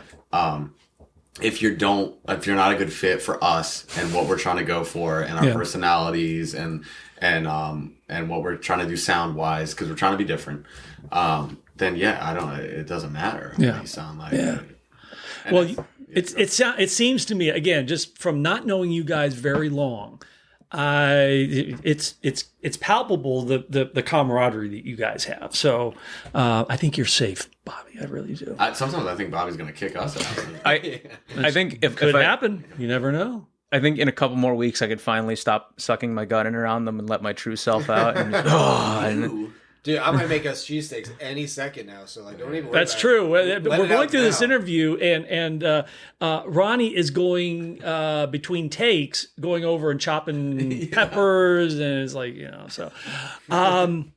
But the shoes you have on right now, they're the same exact shoes that our drummer wears on stage. See, they're good. They're good for. Well, I'm just saying though, we had that in mind when we were shopping. Yeah. Okay. Oh, those are Those are. No. Gotcha. I would never have him buy that. But he can't drum at something like this, Yeah. But I can slide around on stage and do my weird stuff with that. This is fun. Yeah. This is fun. Neon green snakeskin loafers. Yeah. Safety these? Green or safety yellow. Who has these? Nobody. You've never seen somebody with. My those. question is, where do you buy those? I can't tell you. That. Okay, I'm sorry. All right. I mean, I'll go. Trade secret. I'll tell you off mic. These are $250,000. Oh, shell, man. Do you have? They're so cheap. They're so cheap. You know what? With the image thing, we showed up to a photo shoot with Memories Photography by Bert Heinman. That's my father. Yeah. Well, okay. I just wanted to say we had a nice professional photographer. My father. No. Okay. We show up and they go, okay, we're doing a big photo shoot, like bracelets, jewelry, whatever you got. And I show up with my wedding ring. And that's all I got. And they're like, no. And he busts out like a bracelet and he's like a shark tooth necklace. I already had a pocket full of stuff for you. Yeah. I do want a shark tooth necklace. I don't have it. Well, what is that? Funny. Well, it's not an actual shark tooth. Oh, okay. It's pointy. But yeah, that was a thing. We were in Hot Topic, and I'm like, dude, you need some type of accessory or bracelet. And he just wasn't really feeling it at the time, but he did show up. I don't know where you found it. This is like full band immersion then. Yeah. I mean, this is like, we think about everything. Yeah. It's crazy. This is not just it is fun, but it's not just a hobby. It's like we think in depth about every move we make. Like, wow. But you know what though? I think that's again, and you would mention it. You have to have something that sets you apart from everybody else. Yes, and that's the most important thing to me. You're gonna have some pretty big stage antics coming up. Oh yeah, right? I have something brewing. I don't want to give it away. Yeah. I don't want to give it away either. No, but I have something. Ooh, but you're teasing it though. Oh my god, dude! If I can pull this off, which I will. All right, so that might be for our follow-up interview then. Okay. Yes. Yeah. We'll see. So we talked about you guys are now in recording with Pat. Yes, album 2. Album 2. And now Bobby's doing the drums. Yes. Oh, now are you using the electronic drums, or are you using you bring your kit with you? Pat has an electric kit, but it's pretty high end. Yeah. I honestly prefer the feel of an electric kit. Oh, really? Yeah. I mean, I can swap between them just fine. There's a big stigma with using an electric kit that like a lot of people hate it, like it's cheating or something like that. I'm kind of one of those people. Like, really? Yeah. I was going to say, would the electric? I'm ignorant to it though, but would electric drums fit? And I'm not being facetious. I'm not being smart aleck. Or would that fit with the motif of? He's done a lot. The first ever show he did with us was an electric kit at Rock God, and it was an impromptu thing. We went to Pipeline, and that was the first time he ever played live with us ever. Mm-hmm. And that same night, we had a Rock God show, and they have an electric kit there, in Danville there, and we're like, do you just want to do a couple with us and like do half? And he did it, and so like, no, I don't. To me, it's like whatever, as long as he's there, and everyone has said, Bobby has brought you guys alive and made you full, and like having that drummer has changed everything. And that's the other thing, being in a band and going through stuff. It's amazing what one person can do. Yeah. Just like it's not the chops, it's just boom. It's like, oh wow. Yeah. And you were saying he has spreadsheet. What are you spreadsheeting with the band? Everything. Yeah, what isn't he? I have a background as a software developer. Okay. So, and everything I do is like, if it's not written down, I don't have any confidence that like we have accountability for it. Mm-hmm. So I have a Google spreadsheet with like all of our contacts, who does our merch, what equipment have we gone in on together. It auto calculates like if someone were to quit the band on this date, this is the amount that they would be owed, like for this certain item. There's percentage degeneration going on there too. Yeah. But you guys are taking this seriously. You're having fun. You're taking this seriously, and you're being professional about it. And there's also to-do lists, things that we need to do that he shares with everybody. We may or may not have. We got to take our action items and get some things done. Action items. Me and Ronnie have a joke about it. Action item is a business term. Oh no! I'm with you, but go ahead. What action items have you taken today, guys? Action items are a business term. One thing I hate with like band meetings or just meetings with people in general is when you get together and everyone's just like, yeah, we're going to do this and we're going to do A, B, and C. It's going to be great. All right, guys, see you tomorrow. And then that nothing it's happens. Just talked about. Yeah. So an action item is at the end of a meeting, So exciting. everyone gets assigned. All right, Ian, you're taking action item A to make that move forward. Ronnie, you're taking action item B. You're going to move that forward. It gives you a personal responsibility, and someone says, this is my thing to own. But you need that. Yeah. Oh, But yeah. you need that. I mean, you know, as you know, because I got the little, you know, oh yeah, it's but you need that. No, he's taken a big load off of us. I don't want to put it like that, but like he's helped us out a lot with like just the work outside of the music. Like me and Ronnie, we got the songs. We're gonna always be writing songs. We've got stuff still lined up that we haven't even touched on yet. That some of the stuff that he's written from his, you know, past stuff, and he's got a book right over there. I've always got stuff cooking in my head, but Bobby helps out so much with just everything else. Yeah. And it's huge, man. It's a big help. So again, you guys are now recording down with Pat. Yes. Has anything that you've recorded like ready for the light of day, ready to be like played or that? One, right? Yeah, we can tease. Well, you did hear you have played "Come Along" before. We'll hear that a little bit later. Yeah. But our one, and this is my mother's favorite right now, and it's my favorite too to listen to. This is actually the one we just did most recently. It's called "The Elephant." Okay. And quick background on that. Yeah. Me and Ronnie were buzzed up again, and I see a pattern here. yeah. And there's this last That's summer. my genius chair, by the way. This one? I sit in that chair and I write all this stuff. And That's where The Elephant was written. And this last summer, he wore this orange vest, tank top, this whole summer. I can't think of a memory last summer without him in that tank top. Every picture I'm in, I got that. And that is my favorite color. But we came in, it's some weird night, and I don't know what's going on, and he's just grabs the guitar. And sometimes, Ronnie, you don't even know what's going on in his head, and he's just like, starts playing this song, this riff out of nowhere, and then he's like, or maybe, and then plays it, and that or maybe is in the song. And like I'd say or maybe at the beginning. And it has no meaning other than he said that buzzed up. So, and then I'm thinking, man, I'm big, and like we're thinking of lyrics and stuff, and then see that elephant up there? We got to remember this for now, so what should we call it for now? Call what? The song. Well, you're right. Yeah, we always like try to think of a name so we can remember it and come back to it later. And Elephant took a while to come back to, but I was like, let's call it The Elephant. I just like was getting a beer out of the fridge, looked up, saw that elephant right there, and I'm like, let's call it The Elephant. It feels like an elephant song. So I just started thinking of lyrics forever about that, and just it came about, and I truly love this song so much. Like, it's so fun to sing. I don't know. I just love it. All right. And nobody's heard that. Nobody outside of the band and your mom have heard this. No. All right. Well, we did do it live at Pisano's. Well, they haven't heard. They haven't heard the official song. Yes. The recording at Patrick Motto's. You got to work with me, Ian. Nobody has heard this recording. Nobody has heard. No, this has not been released until right now. This is the debut of The Elephant. All right. Let Bobby do this. You know, he would be. You'd be all over knowing that. You know, we're talking about the recording, not the. You'd be all over that, right? Sure. Yeah. Absolutely. Yeah, I picked up on that. Yeah. Okay. Now that I've insulted the band. This is The Elephant, written right here in the kitchen. Kitchen Teeth. Let's hear it for your mom. All right. Yeah. The Elephant right here on the Rec Room Radio Hour podcast.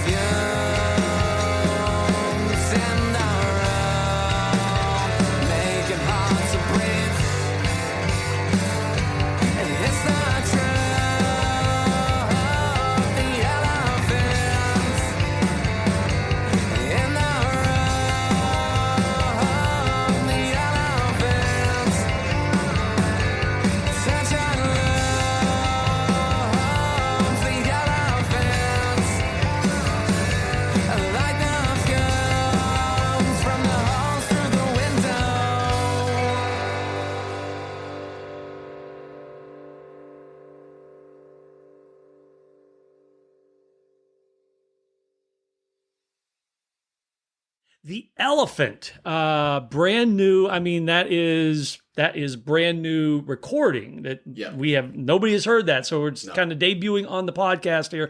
Yes, recorded over at Pat Motto's, very proggy, and that's Bobby on the electric. I wouldn't. If I was walking into this cold, I wouldn't have thought they were electric, but very proggy, and I really like it. It's unique. Yeah. We had a lot of fun with that one. I like looking for the weird chords and it's like a circus feel to it. Yeah, too. And I mean, if we had the money and resources, I would love to do a music video for that and just like rent out an elephant. Like this is the kind of stuff we talk about in the chats all day. Is like, how do we get an elephant here? This county would have no idea what hit it if we hit the lottery one day. Oh yeah, you'd be like, Oprah, look under your seat. Look what I it's can an do elephant. With elephants for everyone. I'm so broke, and if I can do that with being broke, man. Well, at some point it'll be like the people around you say, "That's kitchen teeth again." First it was an elephant, now it's. There was a discussion about hiring an entire choir to do like a stage show. Oh, I believe not just a choir. I want like an entire orchestra. Oh my gosh! Like kind of how Metallica you wanted to did do that a whole play. Oh yeah, I want to do a whole play where we play out the scenes of our at the Bloomsburg Theater. Like I would love. These are ideas that we have that are like, oh my god, what if we could pull this off? And I think what that stems from is like, it's a good segue to talk about the album cover. And this is Save Our Sanity. Save Our Sanity album cover. We were like, okay, this is obviously about mental health, a lot of this album and stuff. And how can we get this in an actual therapist's office? And that's what that album cover is seriously in a therapist's office. I won't say where. Okay. He asked me to at least say that. So I can't say that. He let us do it. He let us do it. To tag him or... No, he didn't want to. He said as long as you don't mention where it's at and my name and stuff. But he was very helpful. Ronnie got us in trouble a couple times because he kept playing the guitar in there. He just couldn't stop. And the guy's like, "Yo, we have literal therapy sessions going on." Oh, so this is now. Like wow! Oh, wow! Yeah. But I noticed it's Ronnie. It's on the couch.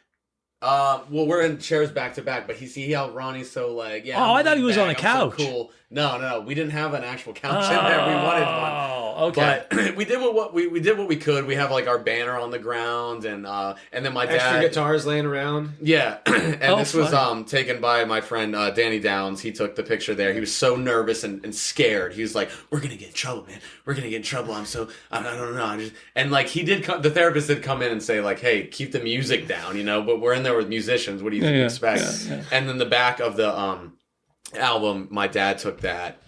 We're just like in the woods there. Yeah. My dad has done a lot of good photography for us. Cool. Super thankful for that. It's nice to have family involved. Yep. I'm just glad to have done something that made my daddy proud. There you go. That's all that matters, And he should be proud, especially if his background and is like rock. Yeah. Okay. Cool. All right, so we are winding down here on this podcast, and I gotta. Well, I'll save this for the end. I'll save my laudatory comments for the end. So I'm gonna go around the room, and so for a vocalist, I'm not sure what's your current. Like your current instrument, or is there anything special that you use when you're on stage, like microphones or like It's a good question. Good. I'm glad because I was stumbling there. I did recently, a couple months ago, Patrick Motto talked me into getting a vocal pedal.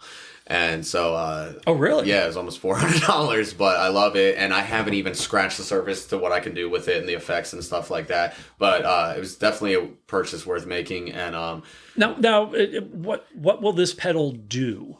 I think it's not an auto-tune pedal. Okay. I know people are out there using like auto-tune mics and stuff like that. It's not to that extent. I still want that raw feel and emotion and pain and feeling coming from me. Like if I mess up, I mess up. That's part of the realism of it. But it's just you can add different effects. Like you can do like echoes and reverb and stuff on there, and there's like a flanger on there. I mean, there's thousands of little things you can do. Cool.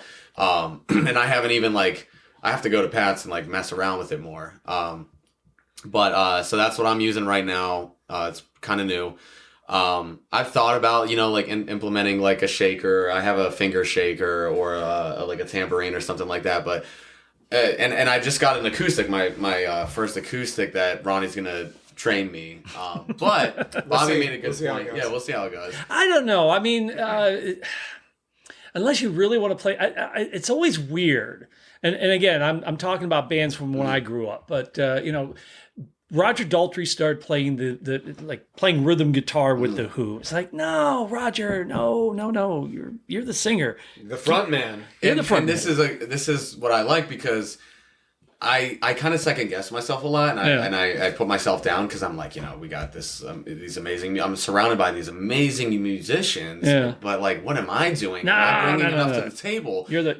You're the front man. I beat myself up like that, but him and Pat tell me, and Bobby even said, I don't want you to play guitar. Like, do your weird stuff with it, because I'll admit I was very uncomfortable at first, because I'm new. I mean, I'm still in year 1 of doing live performances, so but I've definitely grown with like my stage presence and like how I connect with the crowd. I like involving them and feeding off of them and just doing weird little dances. Like I literally dance around my kitchen at my place, or like and like my cat starts like attacking my feet because he's just like stop. I'm doing little dances and moves. What can I do? Like on Promised Land, we have this part where I'm like, yeah. We look at each other and we go, yeah, and I'll like try to mess them up and make them laugh. So I do this like back bend and look at them, or I'll like blow them a kiss, or like I'll flick them off. Well, I've done that before. One time I just like stood in the corner and didn't even look at them at all, and that threw them off. Just anything to make them laugh and try to break them.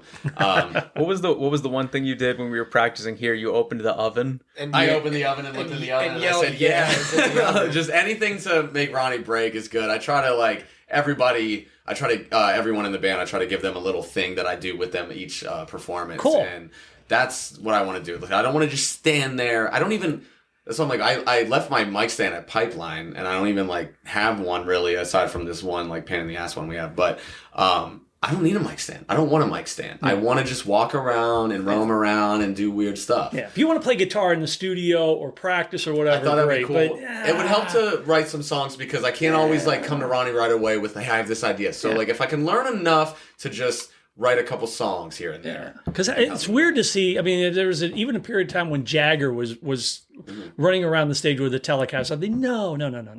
Just what's your current guitar stage setup, amps and stuff like that? Like a really quick rig rundown. What you're using? Really quick. Okay. Oh God, he's getting. Oh my God, he gets something new every day. Yeah. My guitar pedals are getting out of hand. Yeah. So for this, where do I start?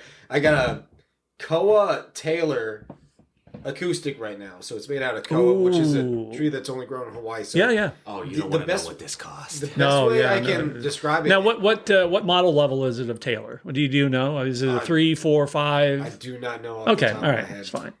But I just can only describe it as sweet. Oh yeah, it just sounds like a sweet guitar. Yeah, I love it. And I don't have a acoustic amp, so I'm always running into the board. Which, when we're allowed to run our own sound, it sounds great. But sometimes you're just left up to whoever's running sound wherever we're at, up to going into that mixing board. So recently, I just got a Tech 21 acoustic fly rig. Okay. Which is it's like a DI box for DI, but also I can add compression. Right. It's great too, because actually the EQ that it has on it is a Sans amp, which is I love Sans amp. I played a lot of bass with Sans amp, and it's. I was gonna say they're known more for their bass stuff than they are for, but it works really well for the acoustic. Okay. It's got a chorus on there I can add. It's got reverb. And I can really dial on myself. It has a little notch thing, so if I get any kind of feedback, I can find that frequency and cut it out. Oh, cool. Which helps a lot on the acoustic, because it just resonates more than a normal guitar. Right. Yeah, it's meant to. It's designed that way, to resonate and make sound. Right. So like you're picking up sounds from like the monitors and other speakers, and it can really ring through. So I'm using that, and then I'm using some other random stuff that I have with my electric, like. Now, what's your primary electric guitar that you play? I use these two. So I use that Alex Lifeson. The Les Paul, the Epiphone Les Paul. And I also use that Mockingbird. The black one right there? Oh, yeah. BC Rich. Yeah, the BC Rich Mockingbird. So the Alex Lifeson, that's his signature Les Paul. Yeah. That's okay. Special pickups in it. It's got a Floyd. Is that a Floyd Rose? It's got Floyd. They both have Floyd Roses in. Right. The cool thing about the Alex Lifeson one is the knobs is actually how do you say it? A Piazzo. Oh. So I can make that electric sound like an acoustic. Yes. Can you blend them? I can blend them too. There's two outputs on the guitar too. I can run them to two separate amps. Which is nice. The Mockingbird, that's just for like straight up shredding. Yeah, it looks like it needs to be shredded on. Yeah. We'll have pictures of this on the Facebook page as well as the podcast page, so that you can know what we're talking about here. So, sorry, we're gearheads. So, yeah. Amps for electric. Amps for electric, I use a Hughes and Kettner Switchblade. Because of Alex Lane. Yeah, there you go. Alex did get me onto the Hughes and Kettner. Yeah. The Switchblade is like a module tube amp. Like it's got everything in there, all the effects built in. Mm-hmm. So that's nice. I don't have to use as many pedals, as many effects, and I got like so many pre settings and stuff like that I can use for that. But for the acoustic, I do have like a little in that orange bag, just like all because I also have like a wah pedal, and I use an octave thing, which I can change the pitch, or I can even add a whole octave down. That I use that with the acoustic on some solos. Mm-hmm. And there's like one more thing. Yeah. Did you talk about the new thing you got? What's the new thing? The new thing. It's like long and... The candy bar looking thing? Yeah, that's the... Long and brown. I didn't want to say that. That's the Tech 21. Yeah. And then we're also thinking about experimenting with like... You could add pickups to these guitars, to the acoustic, and I could add a little distortion, blend it in somewhere. Yeah. I could add a little bass. I saw bass pedals that just pick up the bass of your acoustic, so we could add in bass there. You get them all. Get all the pedals. Yeah.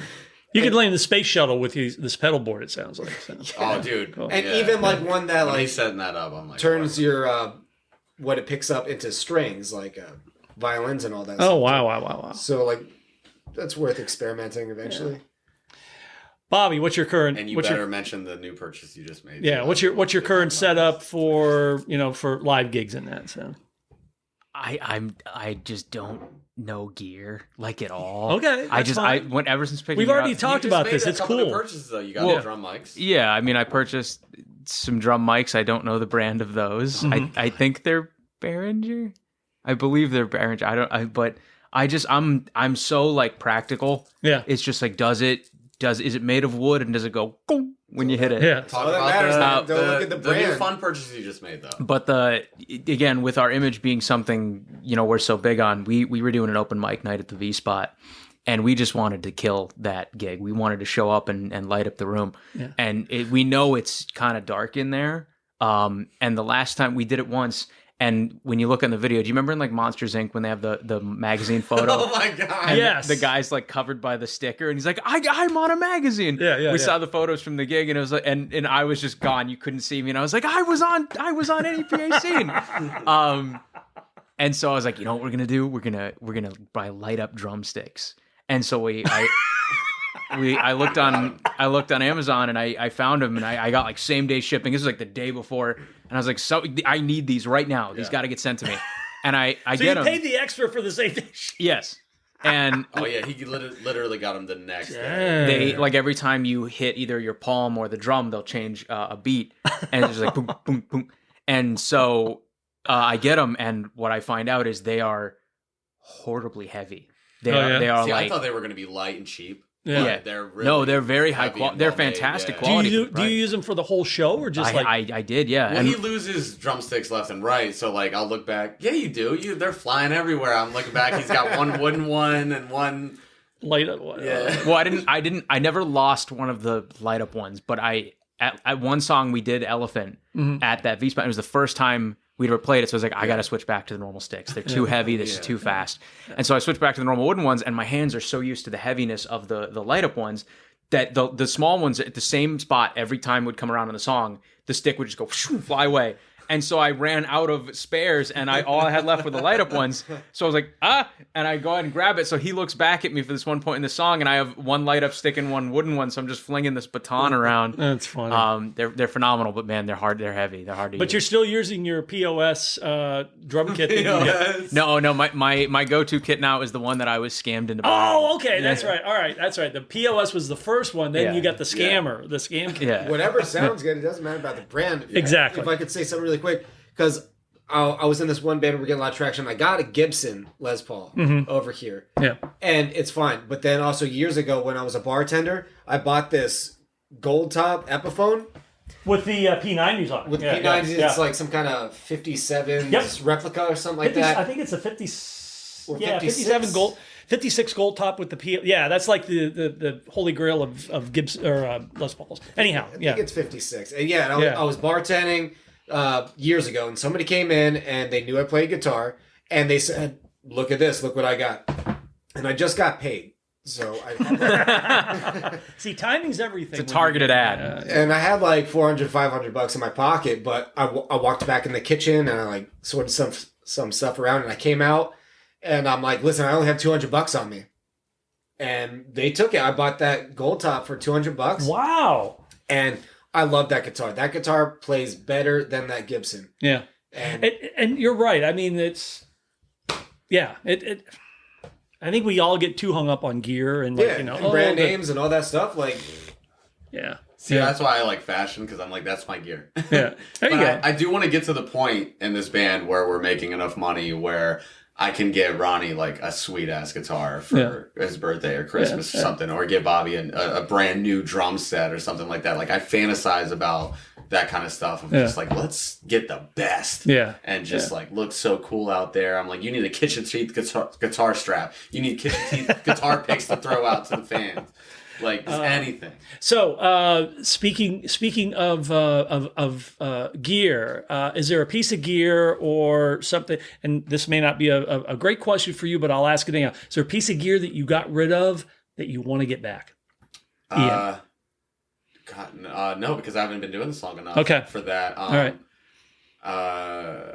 No, I mean, there's a Charizard Pokemon card that I would love to have back. Okay, I mean, that's... and a original Boba Fett action figure that shot the rocket out of his back. I would love to have that back. Oh, yeah. But that's the gear I want. Okay. What about you guys?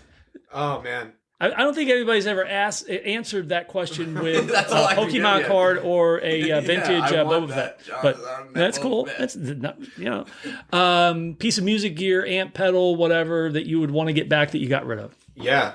Before I got into this acoustic thing, I had a Siegel 12-string acoustic guitar. Oh my gosh! Yeah. And I picked that up along the way, and I just never played it. So I was trying to sell it. And I had some people come over check it out, but the action was too high.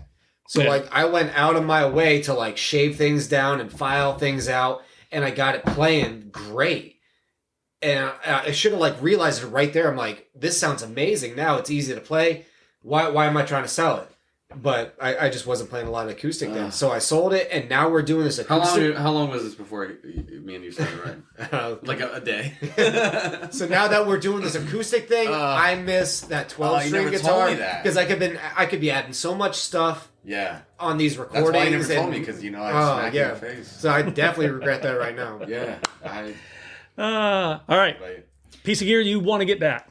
So when I said that I had like kind of hung up my hat right before COVID or kind of during COVID, I was like, there was a period of time where I was like, I'm going to listen to Radiohead and be depressed all the time and draw the shade. So I was like, I'm done. I'm a hack. I'm never getting back out there. And so I was like, I'm going to sell all my kits and I'm just going to have my space back. And so the POS kit I sold, and a guy came by and he's just like, wow, you got a lot of gear here. And I was like, yeah, dude, anything you want, just take. Like, you just have it all. You just have it all. Just get it out of here. Take my wife. Yeah. No, you can't have that. That's mine. But the dog.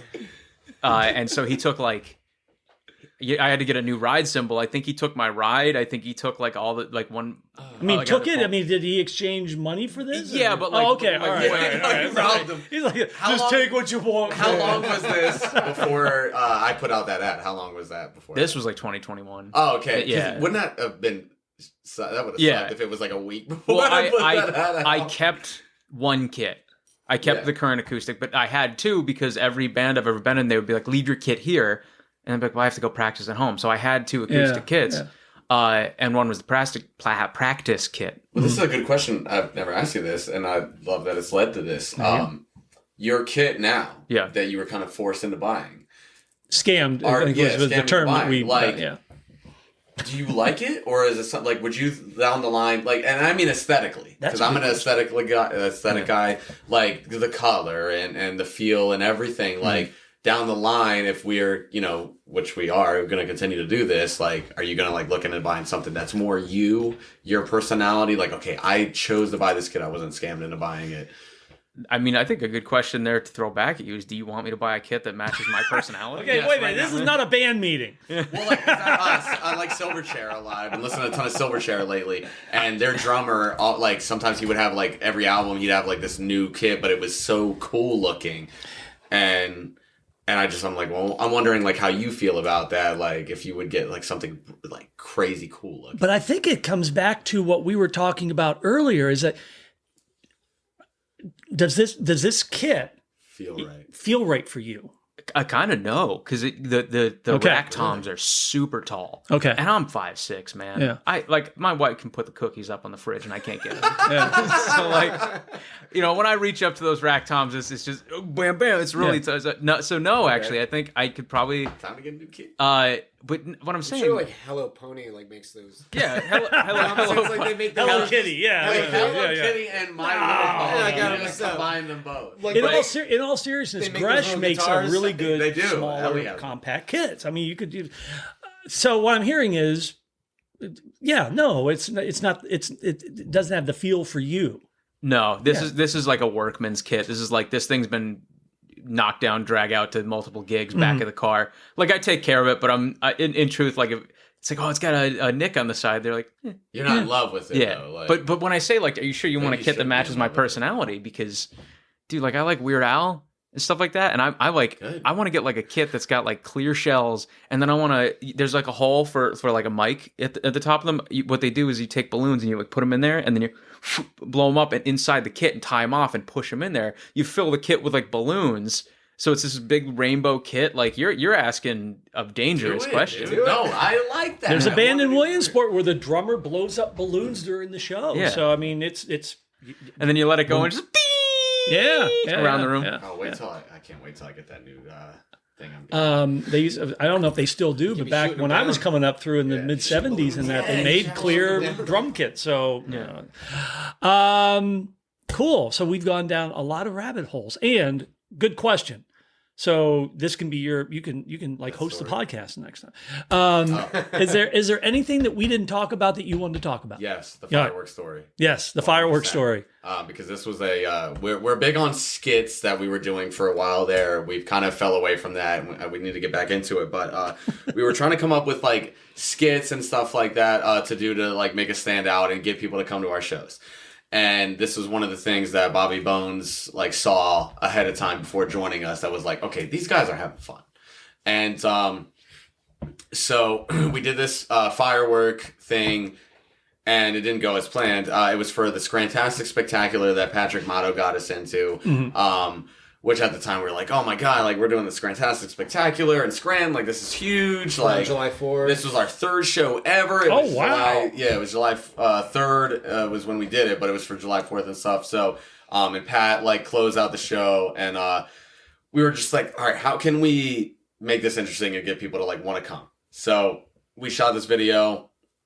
And we did like 2 skits. The first one was just like a normal, and I was wine drunk at the time. And the first one went normal, and I just was being stupid. It was supposed to go like easy, like, hey, we're playing this, it's gonna go off with a bang. We light a firework, and I don't know why we did a second one. The first one was fine, but we did a second one, and I was just kind of trying to play the dumb blonde, like, And I'm not a big firework guy. To be honest, I never really got it. But so we do this like whole thing, and the whole time like we're filming this off the phone, and it's Ronnie's just got it on my car, like the phone's sitting on my car, and we're running around, and Ronnie's wearing this cowboy hat, and I'm like holding my glass of wine, and I'm like, all right, don't sound drunk, and I'm like, our album's ever Saturday, and then like they like the firework, and I'm like, just being dumb, like, oh, where do I stand? So like I go and I kneel behind. Have you seen this video? No. Oh man, you gotta show you. So we light a mortar. Okay. Oh, yes. I don't even know what it's called. Yeah. And it malfunctioned.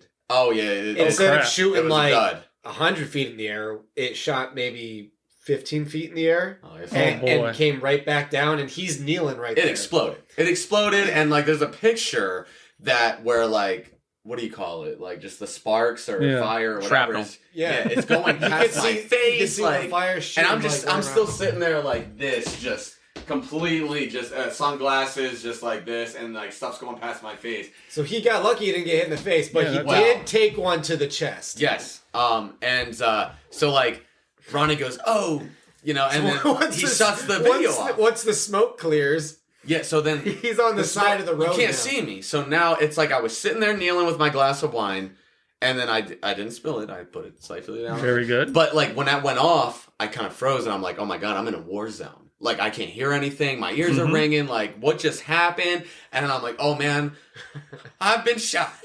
I've been hit. Yeah. So I go and I roll right across the street here. I roll across in the grass, and I'm rolling like this. And then it's so funny because, and this is raw reaction.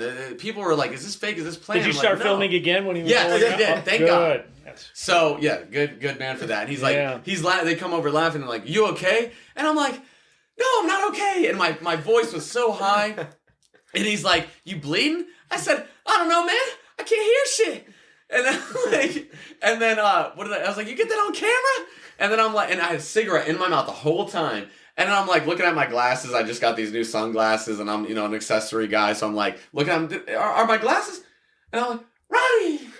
And I was just like, look at him, like, Ronnie, save me. And then we cut again to my chest. I lift my shirt up, and I'm just like, oh my God. You got a chunk taken out. There's a chunk missing, and it's still there. It might be skin cancer. I don't know, because I went to the beach right after this, and the sun's hitting it, and Ronnie's like, don't bandage it. Don't listen to what they say. No. Oh, you did tell me to bandage it. opposite. Oh, that's the opposite of what you said. But then everyone else was like, no, let it breathe. That's what I'm saying. Don't let it breathe. Yeah. No. So I didn't know what to believe, so I'm bandaging. Listen to Ronnie. That's why you get scars. I mean, put your little antibiotic. But I wanted the scar. You know what? I kind of wanted the scar. On it. And there's a video that we haven't released, and Ronnie's bandaging me up. Man. But it was bad. It was bad. But it was such a great video, and it got like over 2,000, or no, I don't think it got quite 2,000 views. But if we would have put it on like TikTok and stuff, it would have got blown up because it was hilarious. Oh man. And I love laughing. So is it available on YouTube or something? It's on our Facebook. Oh, it's on your Facebook page? Yeah. Okay. Well, if it's public, if it's tagged as public, we'll share. We'll share it on the. We'll share it on the Rec Room Radio Hour Facebook page. Yeah, that'd be great. I'm sure we'll love it. We'll all love it. So, anything else that we didn't talk about that you guys wanted to talk about? Going once. I'm ready to make some cheesesteaks. Yeah, you got cheesesteaks, man. I'm holding you up. We got practice coming up, and we do have to practice tonight.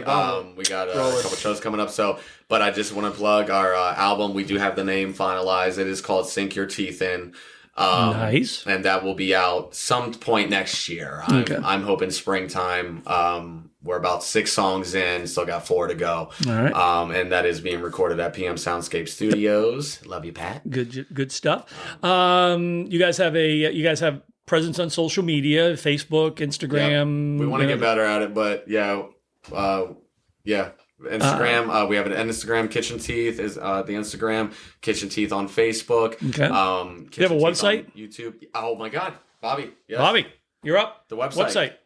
You can find brand new pretty much everything we've talked about, all the links to the social media, that firework video as well, on www.kitchenteeth.com. And that's brand new. That was very professional too. Yeah. You have a future in radio. So essentially, the one-stop shop for everything Kitchen Teeth would be the website. Yes, yeah, Okay. You can find everything it's a mega directory. We don't have our merch up there right now, but we're working on that. Okay. All right.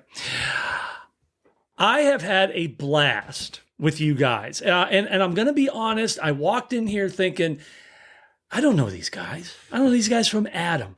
And this is not, I'm going to be so, they're going to be like, oh man, they're going to be like really nervous. And you guys were fun. And I think, again, this was, it's palpable how much you guys enjoy each other's company. And, and I think that comes through in the music that I've heard. And I'm going to get out and see you guys live because I want to see some of these, skits and fireworks going off. Ian, Ronnie, Bobby, thank you for letting me come into the kitchen and hang out with you guys for a little bit. Yeah, we've had fun too. This was our first ever podcast. Well, there you go. Yeah. See, all right. And I'm glad you said that it was fun, because that's what I want people to take away from coming to our shows, is that, you know what, if you don't think I'm the best singer or whatever, or I mean, these guys are great musicians. You're gonna think Ronnie's the best guitarist. You're gonna think Bobby's the best drummer. But like, if you don't think the music's the best, you're at least gonna have fun. And you're gonna take that away from good, because we need that right now. Yes. We need fun. So, all right. So we're gonna close things out with "Come Along," and it was great to come along with you guys this afternoon. Anything about this song that you want to tee up before we play? Just that the only little backstory behind this one is that I was like in my car driving probably home from Ronnie's, and I'm like, we got to do something with this. And I'm just like, come along and sing along now with me. And like just humming that in a Snapchat, send it to him in Snapchat. And he's like laughing, okay. And I was like, this will never All right, I'll get on it. But then like this song, I mean, I love this song. It's so much fun. It's so catchy. All right. I love playing. It's the hardest one to sing. But yeah, I love this song. All right. Come along. Okay. Ian loves this song. I think you're going to love it too. Come along. Kitchen Teeth right here, closing things out on this episode of the Rec Room Radio Hour podcast. She is so beautiful that I keep on losing hope, and I can't see through the smoke from my cigarette as I think my vision's blurred. I can't stay ahead of curve. When will I ever learn? Fast forward through time as I'm blink.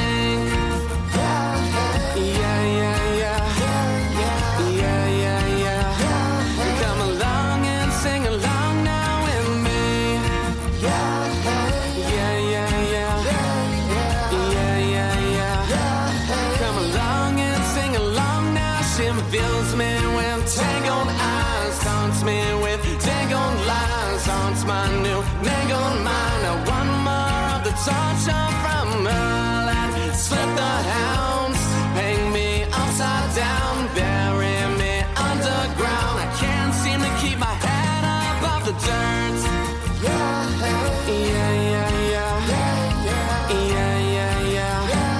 Come along and sing along now with me.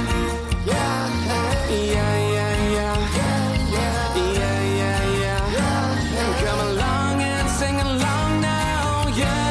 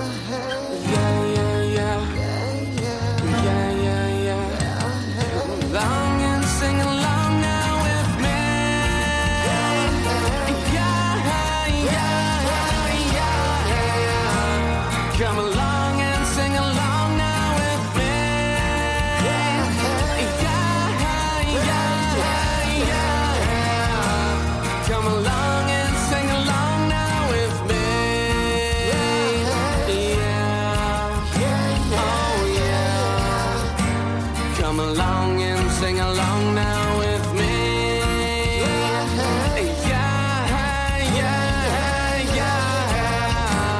Come along and sing along now with me.